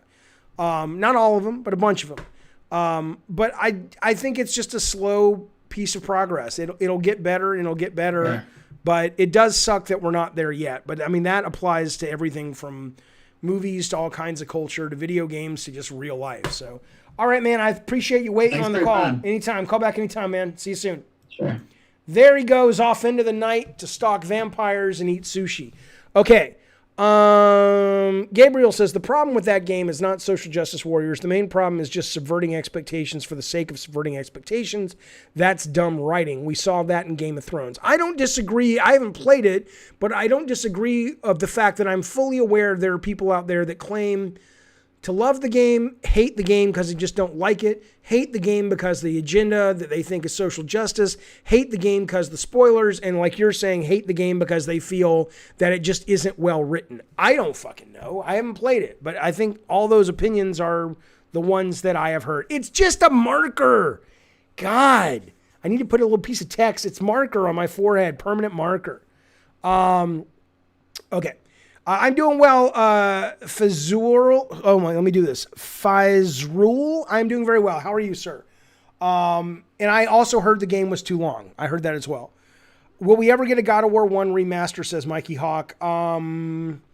It wouldn't surprise me. I don't know anything that's happening. It would not surprise me. I honestly can't think of a game director who isn't a straight white male, says Eternal. Amy Hennig was a director, and I think she was one of the writers. Jason McDonald was the lead designer of the latest God of War. I forget what his credit was, but he was kind of top of the food chain in the design department. He used to be, I think, the combat lead on the previous God of Wars, not the first and second one, but after I left on 3. He's a black dude. There are a number of, there's a woman who just released a game that she directed and wrote about depression, where you're it's an EA game where you're on a boat, and you're going through this town that's been submerged, and the buildings are popping up above the water, and there's all these monsters that are kind of coming up, that represent the depression that she, has dealt with. So there, I mean, it's not prevalent. That's not even true. One of my favorite games of the year, Unpacking, is, I think the lead designer is a woman, but Sea of Solitude. That's right. So in the indie space, it's more prevalent. That Calypso Cat Cafe game is obviously, not obviously, but it's obvious because I've interfaced with them online. In fact, I want to say this game, I could be wrong, but I think one of the people working on the game I was just showing you guys, the Call of the Ocean or Call of the Sea, is a woman. It is getting better, though. It is absolutely getting better. But you're right. On the big AAA stuff so far has primarily been led by dudes, straight white dudes. I don't know if they're straight, but they're white dudes. I know that. Isn't Shannon still directing something for Stadia? Charlie, hey, Charlie is... Not Charlie. Shannon is not a director. She's a phenomenal producer. And so she is still at Stadia. She's running the whole internal development, not just team, but a number of teams over there. So I don't know what she's specifically working on. Akashi, that's a great point. Rue Wassiria is from Ready at Dawn, which has been acquired recently by Amazon. And yeah, he directed God of War, the first PSP game. I want to say he was the director on the Order 1870, whatever it was. And I think now he's doing Alter Echo on the what's it called? The fucking Oculus thing. So Fictive says Call of the Sea had a female writer. I think that's right. What color is the Ultra Kill director? I don't know. I have no idea. Why does no one ever talk about forced whiteness as opposed to forced diversity? How many people that don't descend from Vikings or Romans worked on Valhalla? You don't need to be people of color to be diverse. Well, you kind of do in this country anyway. Do I know who the head of Sony Santa Monica is? Yes, Yumi Yang. I do know her. Yes, she was the producer of the first God of War, one of the producers. Okay. Tony Barnes, there's Tony Barnes, my buddy. He says, Jaffe, you drew me in with the thumbnail. What are we chatting about? Tony, when are we going to see your game? Tony's made a bunch of goddamn games. Tony, have you played Luna? I know you used to work for Amazon. In fact, I got an email from the Luna people, some of their business people today. I got to reach out to you and do a little checking on these folks. I don't know who they are, but I love Luna. I have had such a great experience with Luna. I won't tell you on stream. I don't want to give you the name on stream. Matt says the director of Prince of Persia is an Indian woman. There you go. That's right. The remake, the new one. Okay. But anyway, Tony, we're doing free chat. We're about to take a very small break, and we're going to talk about the government political nonsense happening in the world today. But so far, we've just been talking about video games as we are wont to do. Let me see if there's any other. Let's just burn through some topics real fast. And then of course, Gabriel is asking, have I ever met Mikami? I have not, but obviously, there are tons of, Asian men directing games. And there was that woman that everybody had a crush on at E3 who was directing Tokyo Ghostwire or whatever. She left, but I think she was the creative director on that title. So she was an Asian female. So, it is, Tony's a black dude. Tony's a game director. Tony, what we were talking about specifically was, are any video games in the industry directed by anyone other than straight white males? And we were just going through, I was saying it's getting better, but obviously it's still not as diverse as I think a lot of people would want it to be. Yes, Robert the Moderate says, slap the goddamn like button, you sons of bitches. He's not wrong. Rob's not wrong. Rob kind of lost his hearing and he lost his cognitive function in a car accident about 4 weeks ago. And so far he's been walking around the house he lives in, literally convinced he's the Cookie Monster from the Sesame Street show. But that said, he's not wrong. Slap that goddamn like button. Mutant Mo says, I'm a total button slapper. Let me just rip through some news real quick, and then we will take a break, and we will get on to the politics of the day. This is just really, I want to ask you guys a question. Boom, there you go. You have to have seen it. This is from Ueda-san, who is the director of and creator of Ico, Shadow of the Colossus, Last Guardian. They sent out their Christmas card, 2021, Happy New Year, what have you. And they're saying that this is an indication of his new game. Mr. One Up, my favorite fruit are oranges. And great. It's intentionally cryptic and it's intentionally obtuse and confusing. No one knows what it is. Fine. But I only bring it up because I see, okay, so I know Genova Chen, I know Jenny Kong, I know people over at that game company. I haven't asked them how their game Sky is doing, but the reason I bring up Sky as it relates to this is if you guys remember, that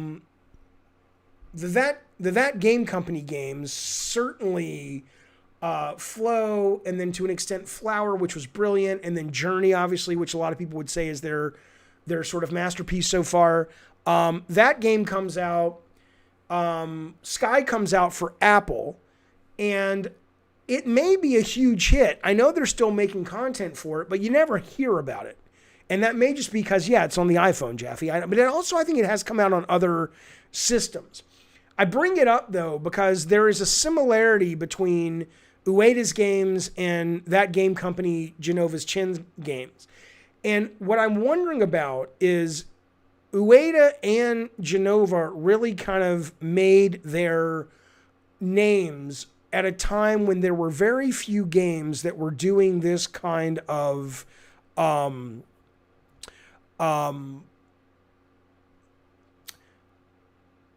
internalized, introspective, quiet, art house stuff. And in that, they also made great games. I'm not shitting on the games, but so much of what I think got them their attention is that they were so unique in a landscape that was filled with God of War, Gears of War, Mario, Master Chief, blah, blah, blah. So I'm only asking because when I look at Sky, which is that game company's latest game that I don't think has set the world on fire, it might be profitable, which is great, but I don't think it had the kind of cultural zing that a Journey did. When I see this from Ueda, it kind of looks like more of the same. And my question becomes, is more of the same still acceptable given that a lot of people are in this space now? There's the Gone Homes, there's the Firewatches, there's the Edith Finches, there's all of these kind of indie games that are, there's The Last of Us Part 2. There's a lot of games that are introspective and quiet in sort of art house. And is that going to be enough now? And I just wonder, because when I look at this, it feels like, maybe you guys need to branch out a little bit. But of course, we don't know what the game is yet. It could be totally innovative.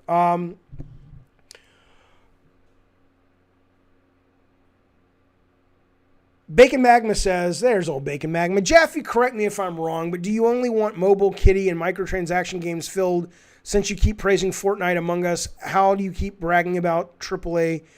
Oh, Bacon Magma, you're the biggest moron I know. I love you, but you're a goddamn moron, sir. I don't play Fortnite. I don't play Roblox. I don't play Fall Guys all that much. I am, and you know this, you old so-and-so motherfucker, I am talking about business.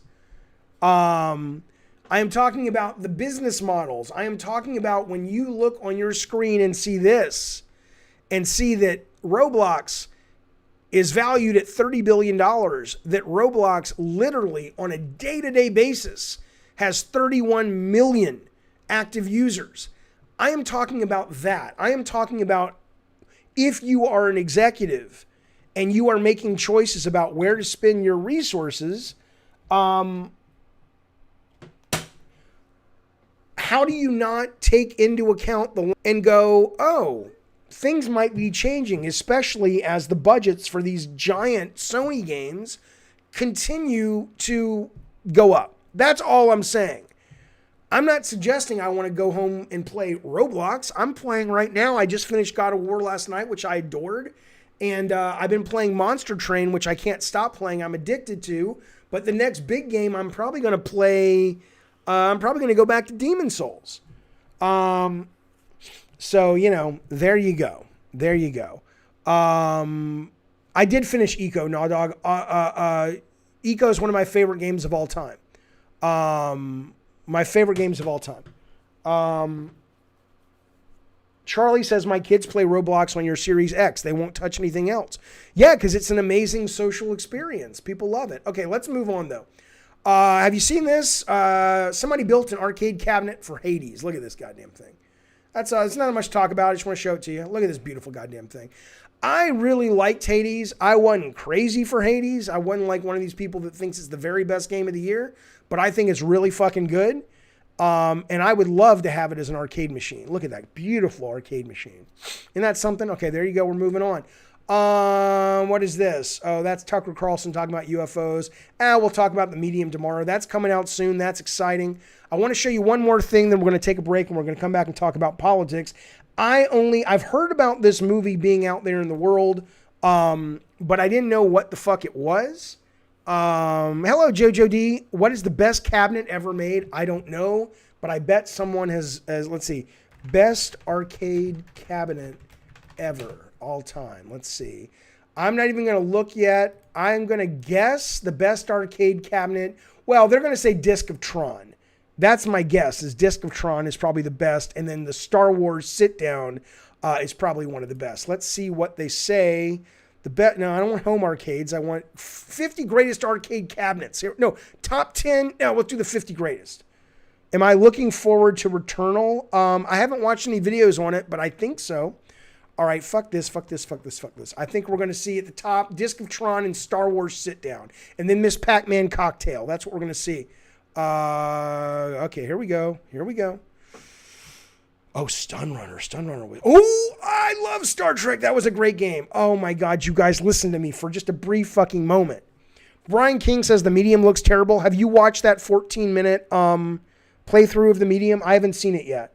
But I hope it doesn't look terrible. Team Bloober Team, whatever, are very hit and miss.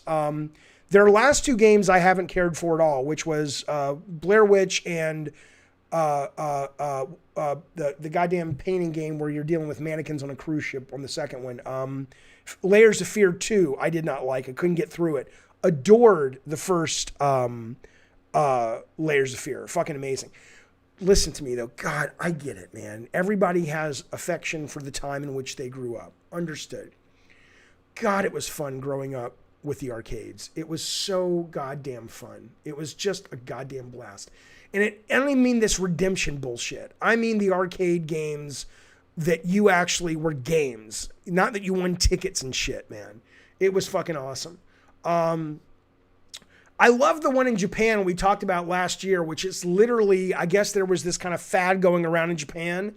Don't ask me why, where you would go over and you would stick your finger up people's, not up their buttholes, but you would basically, because they're wearing jeans or skirts or something, you would take your finger and try to jam it up their butthole over their clothes. And that was like a thing people were doing in Japan, like as sort of like a fad. And they literally, I'll show it to you in a second, they literally made an arcade game about it. But anyway, okay, let's go. I think number 1 is going to be Star Wars Sit Down. Number 2 is Disc of Tron. Number 3 is going to be Miss Pac-Man. That's what I think. Let's see. Sonic Blastman, 720. X-Men, that's a good one. Here's how you know I was getting older. Oh, I'm wrong. So I wouldn't say I was dating her. I went out with her a handful of times. I went out with her probably twice, and this was just a dinner that didn't really go anywhere. It doesn't matter. The point is, she was younger than I was, and we went to dinner, which was a great dinner, and then we went to the bar next door, and they had this game in the bar. And her eyes just lit up because she was a kid of this generation when she was 13, 14, 15, and she was absolutely obsessed with this game. So she was like, oh my God, we have to play it. And I was like, that was the first time I realized that people have that nostalgia affection for this particular game. I know they have it for The Simpsons. I know they have it for Turtles. But I did not know they had it for the X-Men 4-player. So Star Wars is 13. That's interesting. Miss Pac-Man. These are oh my. Okay, these aren't the best. These are the most gimmicky. This was a holographic game. This was amazing. Afterburner, it actually moved. I've never seen a Sinistar sit down. Baby Pac-Man was a video game meets pinball machine. All right. This was great, though. I remember playing this with my brother as a kid. Somebody would stand back here and control the back of the fire engine, and somebody would sit up in the front of the fire truck and actually control the front of the goddamn fire truck, and you had to get to the goddamn fireplace, the fire site. Isn't that something? What a great idea. Tank, I played with my buddies, never saw that. Man-Eater. Yeah, well, at least we got the first one right. I thought this would be number 2. But if you've never played Disc of Tron, like Joe says, Tron's up there. I don't know if you meant the original Tron, but you go up there and you go into this booth, and it feels like you've stepped into another world. It's pretty fucking great. Pretty fucking great.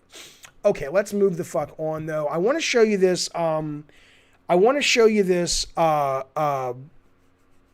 Last thing, and then we are going to take a break, Darkness, and we'll come back briefly and talk politics.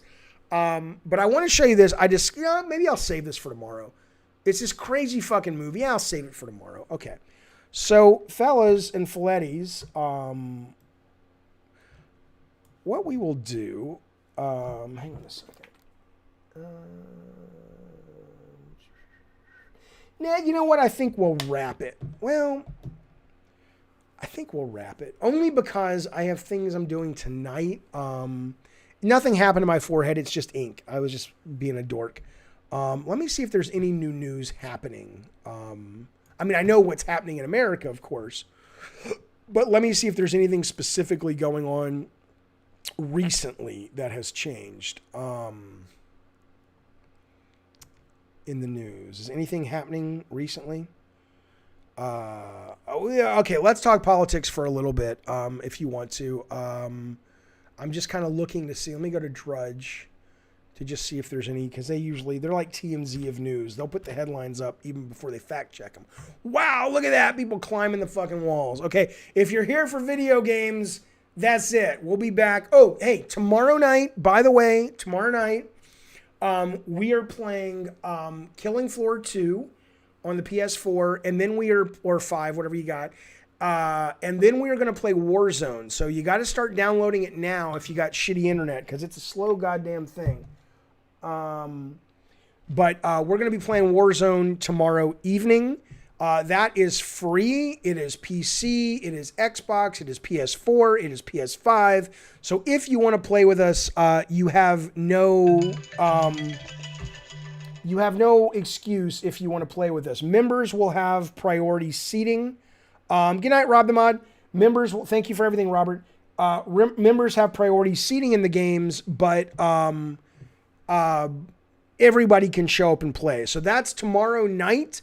And then Saturday night, we're doing movies. We're doing a double feature. The first feature is just for members. The second motion picture is going to be for everybody over on Twitch. Giving you a heads up. So if you want to play with us tomorrow night, I've never even played Warzone, Peapod. I'm sure I do suck. But it's a game that we can all get in and play. So that's happening tomorrow night. Daniel says, please check my tweet from 5 minutes ago featuring Joe Mangliano. Did you tweet me this? Are you the guy who thinks he's Kratos? Is that what I saw? Let me see. Is this you right here? Hang on. Is that the guy you think? Is this guy? Is this you, buddy? Is this the same dude? Didn't they already hire? No, it was a lie. It wasn't Gerard, whatever. I love VR, Darren. I think it's kind of a gimmick, but I love it, but I don't love it as much as AR. Is this the idea that you want my feedback on if this should be Kratos? I honestly don't care. I think Kratos should be played by whoever fits the vision of the director. And I think the mistake a lot of people make is they look at an actor and say, you look like the character. Thus, you can be a good version of the character. And I don't think that's always the best litmus test, obviously. But, I mean, you know, he looks cool. He looks the part for sure. At least the original Kratos, depending on if they are going to make a movie where they start it with. Do I have any... Hello, KVS.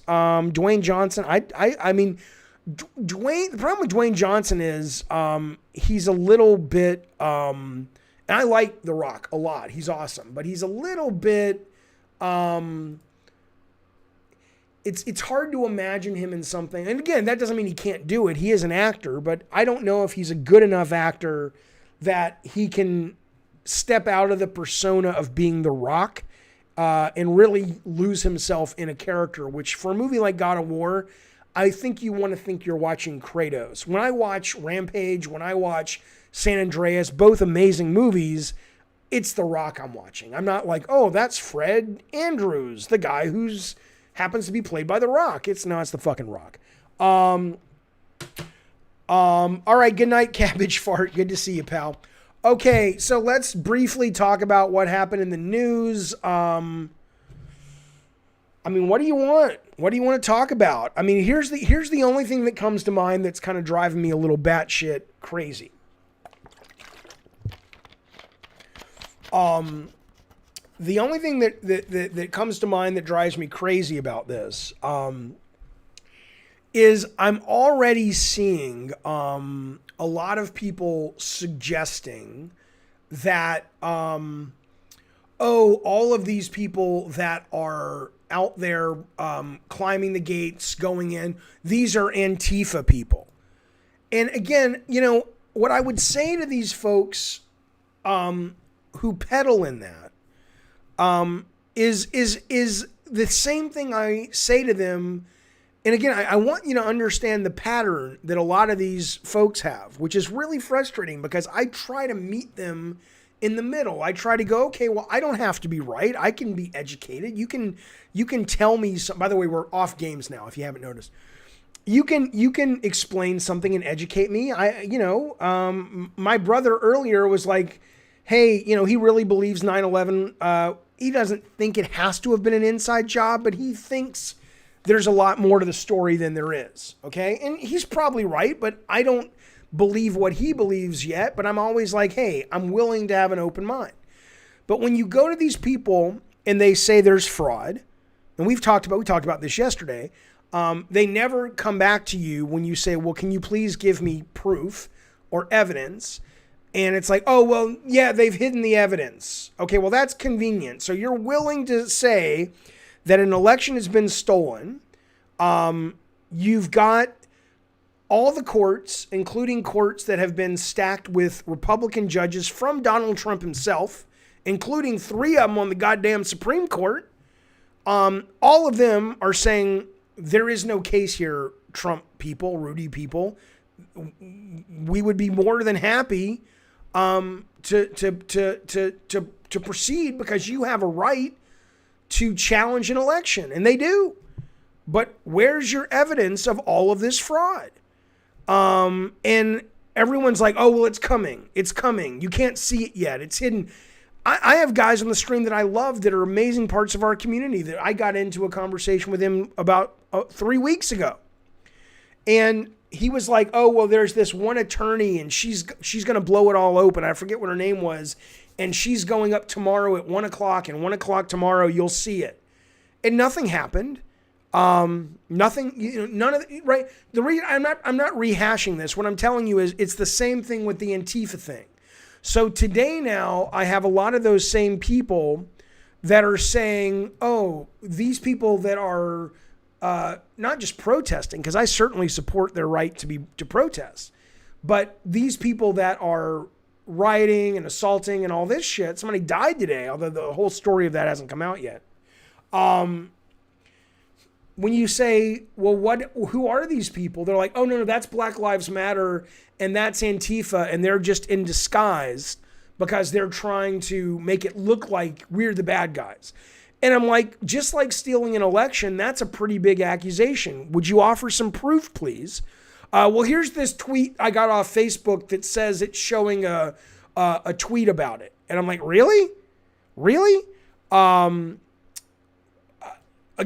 I don't disagree, Eternal. There's some plausibility that there was more to 9/11. I'm not comparing the 9/11 theories to these theories and suggesting that they're all as vapid. I'm just saying that I'm only bringing up 9/11 because it's a theory that a lot of people that call themselves rational would say that theory is crazy. And I'm saying I'm willing to entertain what a lot of people think of as crazy conspiracy theories, but you got to offer me something. These people aren't offering me something. Gabriel says, I saw the woman who got shot in her neck gasping for air. Yes, she died. She died. The evidence of voter fraud only exists in Trump's head, says Robert. I mean, again, would I put it past the government? Would I put it past just humans in either party to steal an election? No, of course not. I'm not saying all of them would. I'm hoping most of them wouldn't. But we have seen how willing both parties are far to go to get their way, regardless of what it ultimately means to the Constitution, to America, what have you. But that said, just because they're capable of it, if you're not offering proof, that these people are Antifa, then when is the point where these people sit down and look in the mirror and just kind of go, you know what? I don't have to like Biden. I don't have to like progressive politics. I don't have to like liberal politics. But there's a point where you do have to be honest with yourself. And, you know, I like Obama as a guy, but I'm willing to concede the fact that there are things he did as a president that I don't agree with. But, I mean, maybe a lot of these people are just not bad people, but maybe they weren't brought up to have gray areas of thought, maybe. And it needs to be black and white for them. And obviously Trump is playing on their insecurities. I mean, he's a con man. You know, I like certain Republicans.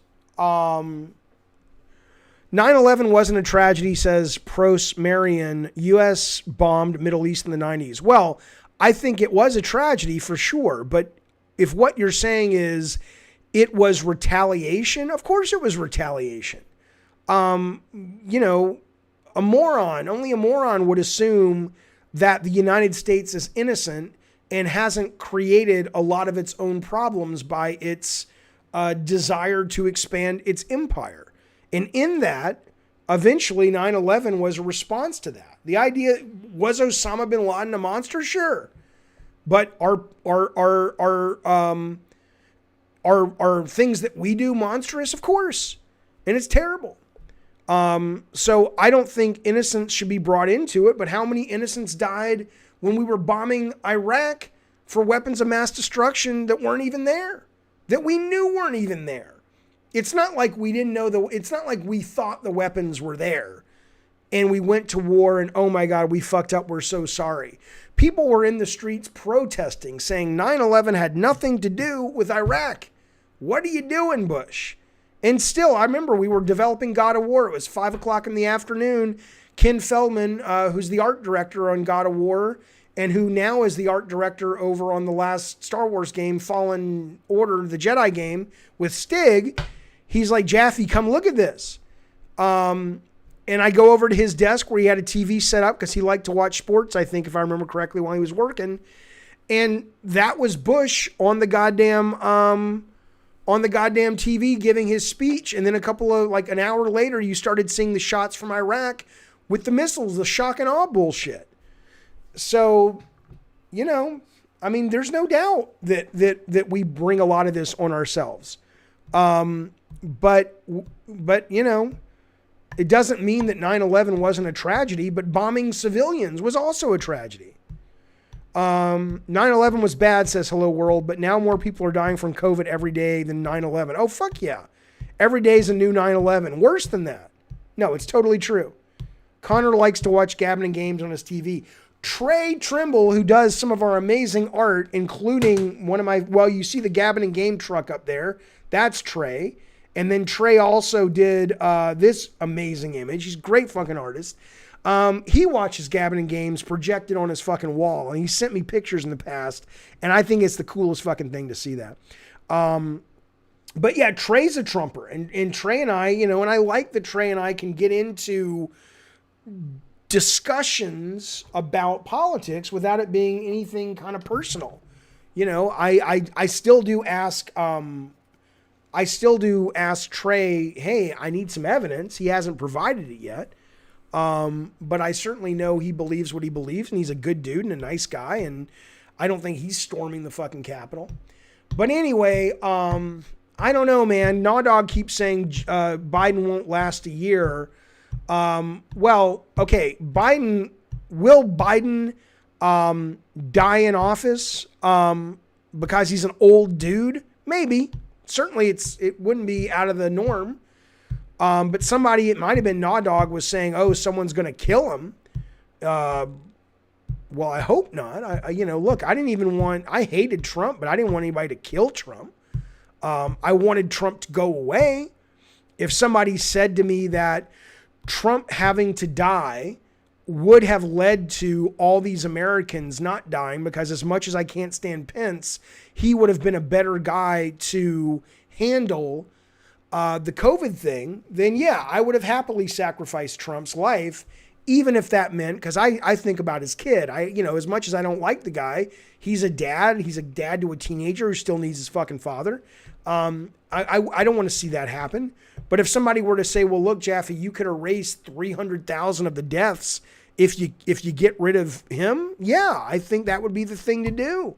But I mean, you can't do that, of course. But somebody from the future came back and said, here's the moment. You know what? If I had a guarantee that awful act would save hundreds of thousands, and let's just be clear, FBI, I'm not saying I would ever do it. I'm saying that if somebody from the future, now here's what's interesting. Let me say two things. If somebody number one, if someone from the future came back to me and told me I could go back in time to 15 months ago and I could kill Donald Trump, and in that I would save hundreds of thousands of Americans, I would do it. Now, that's number one. Number two, it's clear the scenario that I just painted is horseshit. It's not possible.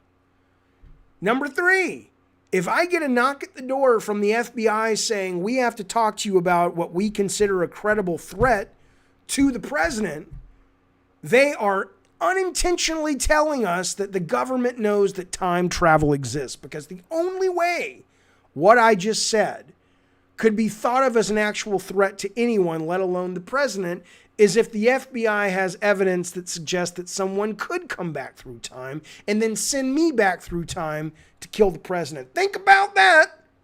Think about that. I kind of want the FBI knocking on my door now because of what it means. What I said is against terms of service? No, it isn't. What did I say? What did I fucking say? We know we live in a republic, Gabriel. Nobody's saying we live in a pure democracy. I remember that. I remember that, Random Moose Brain. Stephen Hawking had a party for time travelers and nobody showed up. I remember. I know. That was great. The time travel people have been waiting for a volunteer. Oh, please. I wouldn't be the first person to volunteer. Yeah. Interesting. Although what I was going to talk about, I haven't watched it, but part of that COVID bill, and I can't stand Tucker Carlson, but there's a 180-day countdown to UFO disclosures in the COVID bill that was signed. which means the government, the Pentagon, the Congress has said to the Pentagon, you guys are now legally obligated to come in front of Congress, and hopefully it'll be televised, and you have to tell us what you know about all this shit that's appearing in the goddamn sky. That now a lot of people are saying, yes, they are UFOs, but they don't mean they're from alien places. But between the previous, not previous, was he the minority speaker? Harry Reid from Vegas or from Nevada. There's a lot of really big government people that are now saying, what the fuck is going on? What is in the skies? What is happening up there? It's not like, conspiracy nuts anymore. So there's something going on. I'm excited for that. Did you see the weird UFO from a couple days ago? You mean the blue thing in the sky in Hawaii? I did see that. Joey, you're not wrong. I think you have a good, some of these you have a good point on. You're basically saying it's probably drones. But you think it's drones from non-human intelligence. I mean, all I can tell you is that a lot of these sightings now are going to be drones, of course. But some of them, like the Tic Tac video, if it was real, and I know it was a real video, but a lot of people try to explain that one away and say, well, it's not, it's real, but it was the radar. It was a new radar. They didn't really know what they were looking at. And when you look at it through the lens of how that new radar works, it kind of makes sense. Who the fuck knows? So Owen says the Tic Tac UFO went from sea level to sky in a second. You're right. That doesn't make sense physically. But what some of the deniers are suggesting is that it didn't really do that. It's how that appeared on the radar, given the horizon line, blah, blah, blah. Who the fuck knows, man? I don't fucking know. Aliens won't visit us till we get the vaccine for COVID. Could be true, hello world. Could be absolutely true. Have you ever listened to the UFO Area 52 guy on Joe Rogan? No, everybody tells me that I need to, and I would like to. And I need to. I haven't listened to Rogan in a while. He used to be on YouTube more. Now he's on Spotify. And I'm not a big enough fan to, sub to the Spotify. So, there was that guy from the Israeli version of NASA who came out recently and said, hey, not only are UFOs real, imagine the ex-head of NASA in America coming out and saying this. This was the Israeli head of their version of NASA. Came out I can't listen to Art Bell anymore. He's dead, sir. He came out about a month ago and said, aliens are real. We've known about them for a long time. There is a whole galactic civilization out there that our government knows about in America and Israel, but they do not want us to tell people yet. People are not ready for that news yet, this guy said.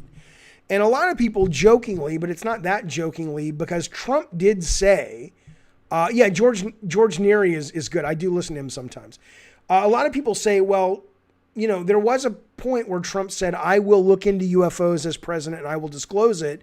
And especially a guy who can't keep his mouth shut like Donald Trump, you'd think he would have said something. So maybe it's bullshit, or maybe even Trump got the fear of God or aliens put in him and was like, okay, I really can't say this. I mean, this is the guy who on record, whether it's true or not, was talking to Bob Woodward on tape and said, you have no idea how close we came to a nuke war with China in his first year in office.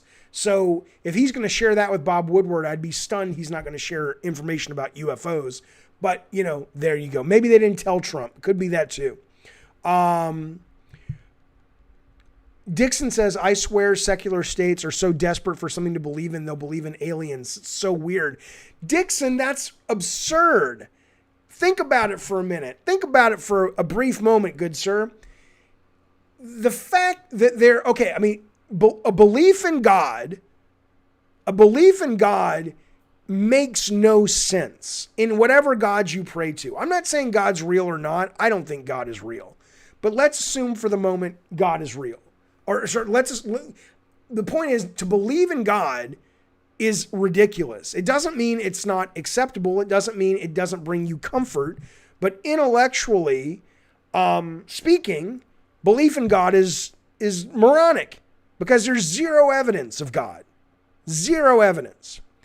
But to look at the idea that other people are in this vast universe, or other creatures are in this vast universe, and to suggest mathematically that that is the weird thing, believing in aliens, that just doesn't wash, man.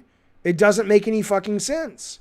Intellectually speaking, you have to concede that there is a higher probability at a mathematical level that there are other things that live out in the universe than there is this thing called God, especially given that, you can trace a lot of these religious writings to where they were written from, which was clearly written by man and clearly has been changed over the millennia.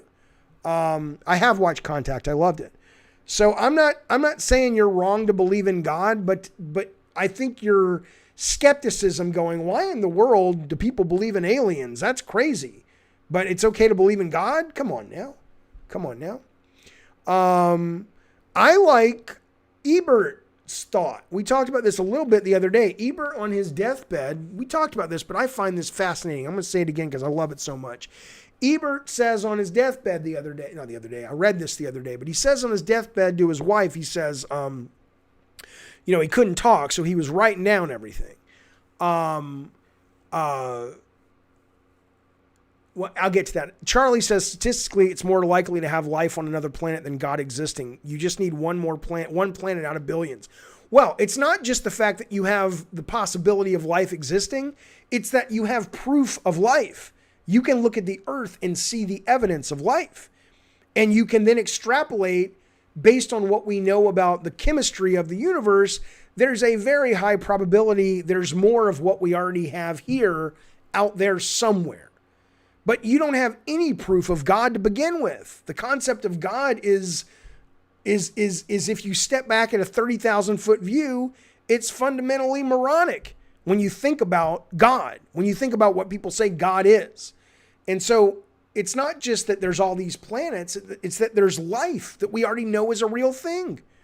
Anyway, so Ebert's on his deathbed. He's writing to his wife. I think her name is Chaz. And I'm just going to read it to you because it's delightful. It's a wonderful compliment to what Steve Jobs said on his deathbed, where Steve Jobs was just like, wow, oh wow, right? It's like he was seeing something, even if it was just bullshit because of lack of oxygen to his brain. Okay, fair enough. But Ebert was not on medication when he died, when he was writing this. Ebert's last words. Listen to this shit, man. Ebert's last words. Roger Ebert, he says... Okay. Where is it? I want to see it. I want to show it to you real quick.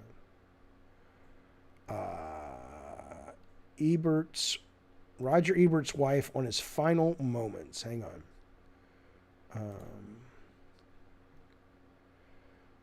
Okay.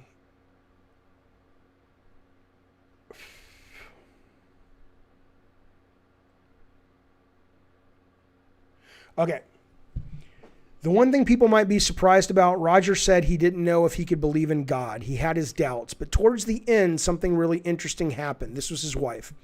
The week before Roger died, I would see him and he would walk around and talk about or write about or use the mechanical thing to talk about having visited this other place. I thought he was hallucinating. I thought they were giving him too much medication. But the day before he passed, he wrote me a note. He said, "This is all an elaborate hoax." I asked him, what is a hoax? And he was talking about this world, this place that we're in. He said it was all an illusion. I thought he was just confused, but he was not confused. He wasn't visiting heaven, not in the way we think of heaven. He described it as a vastness that you can't even imagine. It was a place where the past, present, and future are happening all at once. This is Roger Ebert, right? I don't know. It's interesting. My dad saw stuff before he died. I am not suggesting there's nothing out there. I'm not suggesting we don't continue consciousness. We might not. I don't care either way. I'd love to think we do. That'd be fun, but I don't fucking know. I don't have a dog in the fight. Yeah, Fictive says he was on some medication. Right, I guess it looks like he was. And some people say it's just lack of oxygen. Who the fuck knows? Dixon says, I'm saying that people want proof for religion, but somehow accept reflecting upon pure speculation, such as aliens. Okay, but it's not pure speculation. To believe in God is pure speculation. MD Official, I'll get to that in a minute. It's a great comment. To believe in God is pure speculation. There's no evidence of it. To believe that there might be other life off planet is not pure speculation, because we have life here on Earth, so we know there's this thing called life. It's not imaginary. You don't have to have faith to believe in life. It's just there. And we also know that the conditions for life exist in billions of other scenarios out in the universe. So it's not pure speculation. That's all I'm saying. And I understand. Amar says he is losing neurons and cognitive ability as cells stop working. I understand.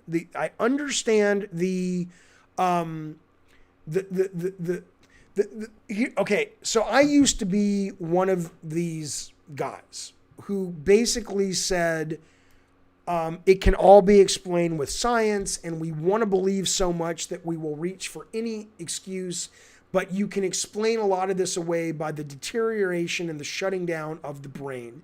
And the only proof you really need to rely on is the fact that if you go under anesthetic, you go totally black. That's what happens when we die.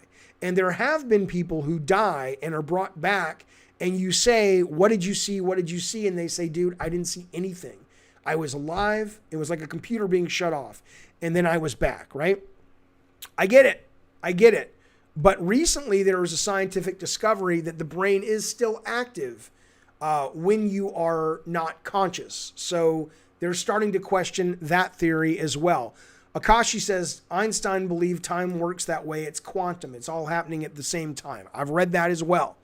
I want to go to this. MDP says the pineal gland opens at death. An info dump we're not meant to understand. Only with quantum computers can we decipher it. So that the theory is, and this has not been proven, is that DMT is released into the body naturally at the time of death. And whether or not all of these things people who are dying are seeing is just something the body does to make you more comfortable when you die, which I don't really understand the point of that. Or if it is actually a channel or a way to transfer consciousness to the next state. No one knows that. No one even knows if DMT is actually released in the brain upon death, but it is a prevailing theory. Charlie says, I think it's more reincarnation is more believable than God. I feel like that could be something myself as I experience deja vu. Well, deja vu has already been explained away scientifically. However, the one thing we absolutely scientifically know is that our things that make us up, our atoms, our quarks, whatever, those don't go away. They get broken up and they get released. But my dad, who died in 2012, whatever parts of him that made him him are somewhere. They don't have to be together. They don't have to retain consciousness. Maybe they do. But they could be in leaves and grass and butterflies and dirt and air molecules and all kinds of things since he died. So there's absolutely reincarnation in the sense that the pieces, like in Minecraft, that make us up, when they get dispersed, they get used to get put into something else. So we know there's reincarnation in that sense, but that doesn't necessarily mean anything else. How can physical atoms and molecules, says Joe, create something that exists in a separate domain that has no existence? Human consciousness. It's a mystery that lives beyond science. I don't think it has to live beyond science, Joe. It could ultimately come to the realization that, thought a lot of people for a long time simply thought consciousness was the result of the way the brain works, and it's a biological response to thought, but it doesn't mean that it's supernatural or real or anything. However, recently, a couple of years back, there were some scientists that discovered these things called microtubules, which are in the brain, and they are convinced that consciousness is a physical thing, but it exists at the quantum level. And when someone dies, there is a change in the microtubules where that quantum stuff leaves the brain and goes out into the universe. Is this true? No. No one knows. J-Song says, look up YouTube. Every scientist says they can't disprove God. Well, no. But they also can't disprove, as the cliche is, the flying spaghetti monster. I can go to science and I can say, hey, can you prove to me that I didn't actually come from a video game and I've forgotten who I was, but I'm really a video game character that somehow was created and came to life, or some such bullshit?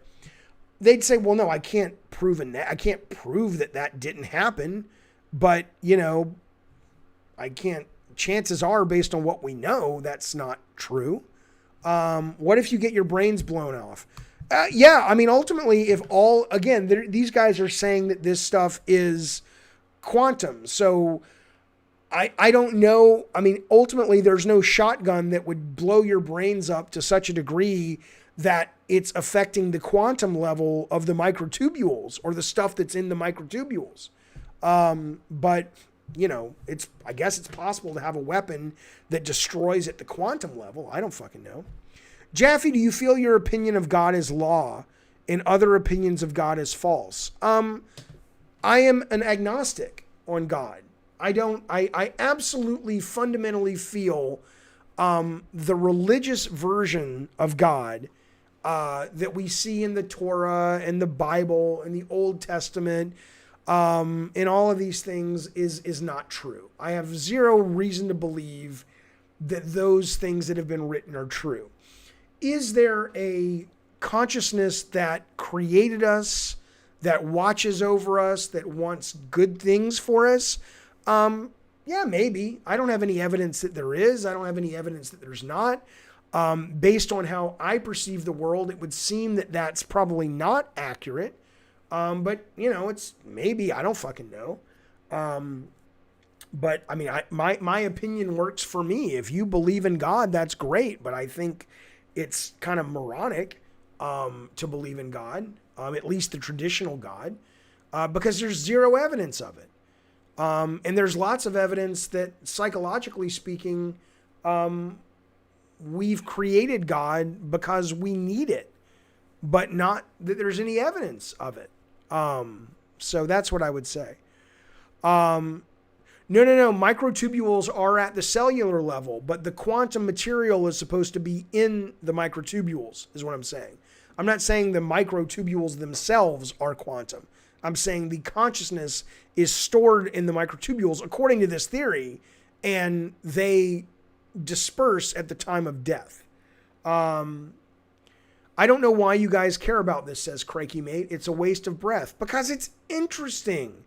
How can you not care about this? You are alive on this planet. You don't understand why. No one knows why we're here. No one knows what is happening. What is this experience called life? How could you not be interested in this? That's absurd, Crikey Mate. What are you talking about? It could be that, John. People come up with God so we don't die depressed. Yeah, it's possible. All agnostics, says Gabriel, are atheists, but not all atheists are agnostics. Let me see if I work that out. I'm an agnostic, and thus I'm an atheist. But not all atheists. I don't think that's true. I am an agnostic, which means, again, it depends on how you define atheism. Fuck off, Vaffa. I play games all the time. I had a 7-hour game stream last night. The channel is called Gabbin' and Games. Sometimes we talk, sometimes we game. If you want somebody to play games all day long, there's plenty of other channels, pal.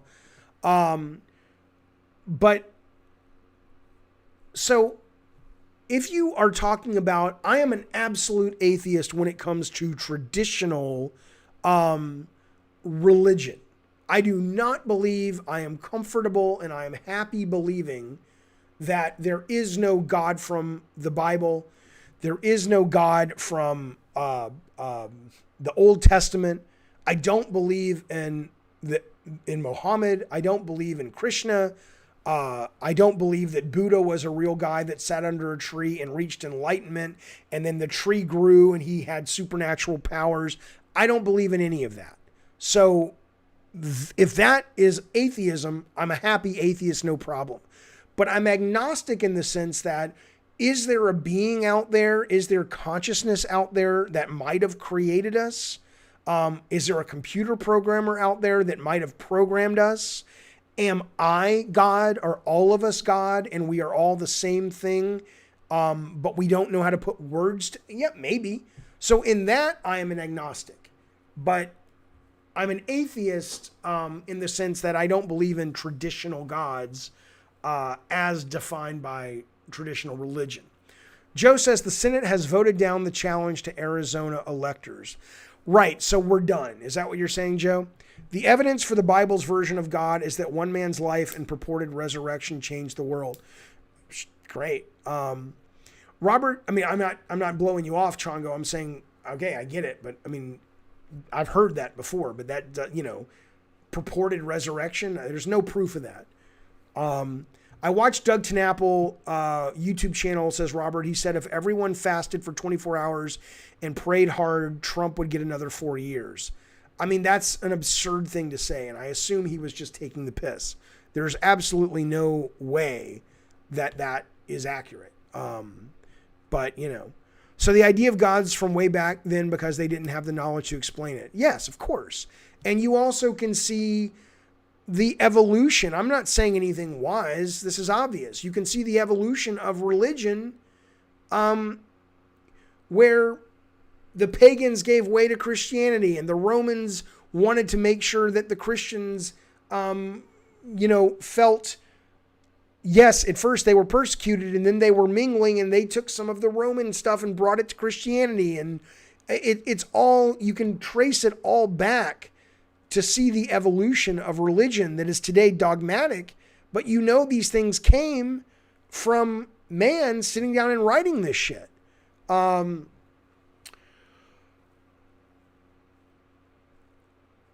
Okay. Atheist says hello world is the opposite of theist, so you just do not believe in God. Agnostic means you don't believe in God, but you can't say with 100% certainty. Well, I don't believe in traditional God. Is there a spiritual being out there that has consciousness that created us? Maybe. Is that God? Maybe. If it is, I'm an agnostic. That's all I'm saying. I mean, I don't even care. I get really annoyed with a lot of atheists and agnostics who act like the definition matters. I've just told you what I've believed. Well, then you're this. I don't give a fuck what you call me. That's what I believe. Do with that what you will. Fellas, that has been Gabbing and Games for January something. I don't know. 6 is what we're at. I'd never lived in Utah. I'd blow my brains out. The people in Utah are nice people. I liked visiting there. I liked working there. I would never move to Utah. It just does not fit my mental frame. Okay, listen to me. Gabbing and Games, baby. Crazy day in America, Eddie Torres. You goddamn right. That has been Gabbing and Games for January 6, 2021. Chongo, we can talk religion later. I'd love to keep talking, but I got things to do. You got things to do. Save that comment, Chongo. I want to bring it back up. Tomorrow, there is probably a Gabbing and Games, or maybe it's an editing day. My head's not dirty. It's a pen. But there is definitely game night. If you want to be involved in game night, get Killing Floor 2 for the PS4 or the PS5. If you don't want to spend the ducats, not a problem, pal. We're going to play Warzone as well. That is free on PC. It's cross-play with PC, PS4, Xbox, PS5. All members will have priority seating, but you don't have to be a member to play. If there's an open slot and a member's not taking it, you can get in there. So that's tomorrow night for sure. Saturday night for sure, we're doing a double feature movie. The first movie's for members only. The second movie's for everyone. And then I will absolutely be back Friday with a proper Gabbing Games. It's for everybody. Hello, your sister Eunice. Mac says, can you say hi to my sister Eunice? You got it, pal. Eunice, I've been thinking about you all night. I hope she's an adult, though. I'm assuming she's an adult. Eunice, I've been thinking about you all night long. You're beautiful, you're sexy, and I want to take you to the sock hop and make a baby with you in the back seat of my Pinto. After we make the baby, we're going to call him Frederick, and he's going to go on to be one of the greatest humans ever made. Eunice, I love you. Was it Eunice? Eunice, I love you. You're my best friend. Let's get married. In the meantime, oh shit, she's a kid. Oh, never mind. God damn it. God damn it. Eunice, let's go watch Caillou. Oh shit, no, they canceled Caillou. Eunice, you old so-and-so, I hope you have a good night, you little kid. Enjoy being a little kid. It's fun. Oh no.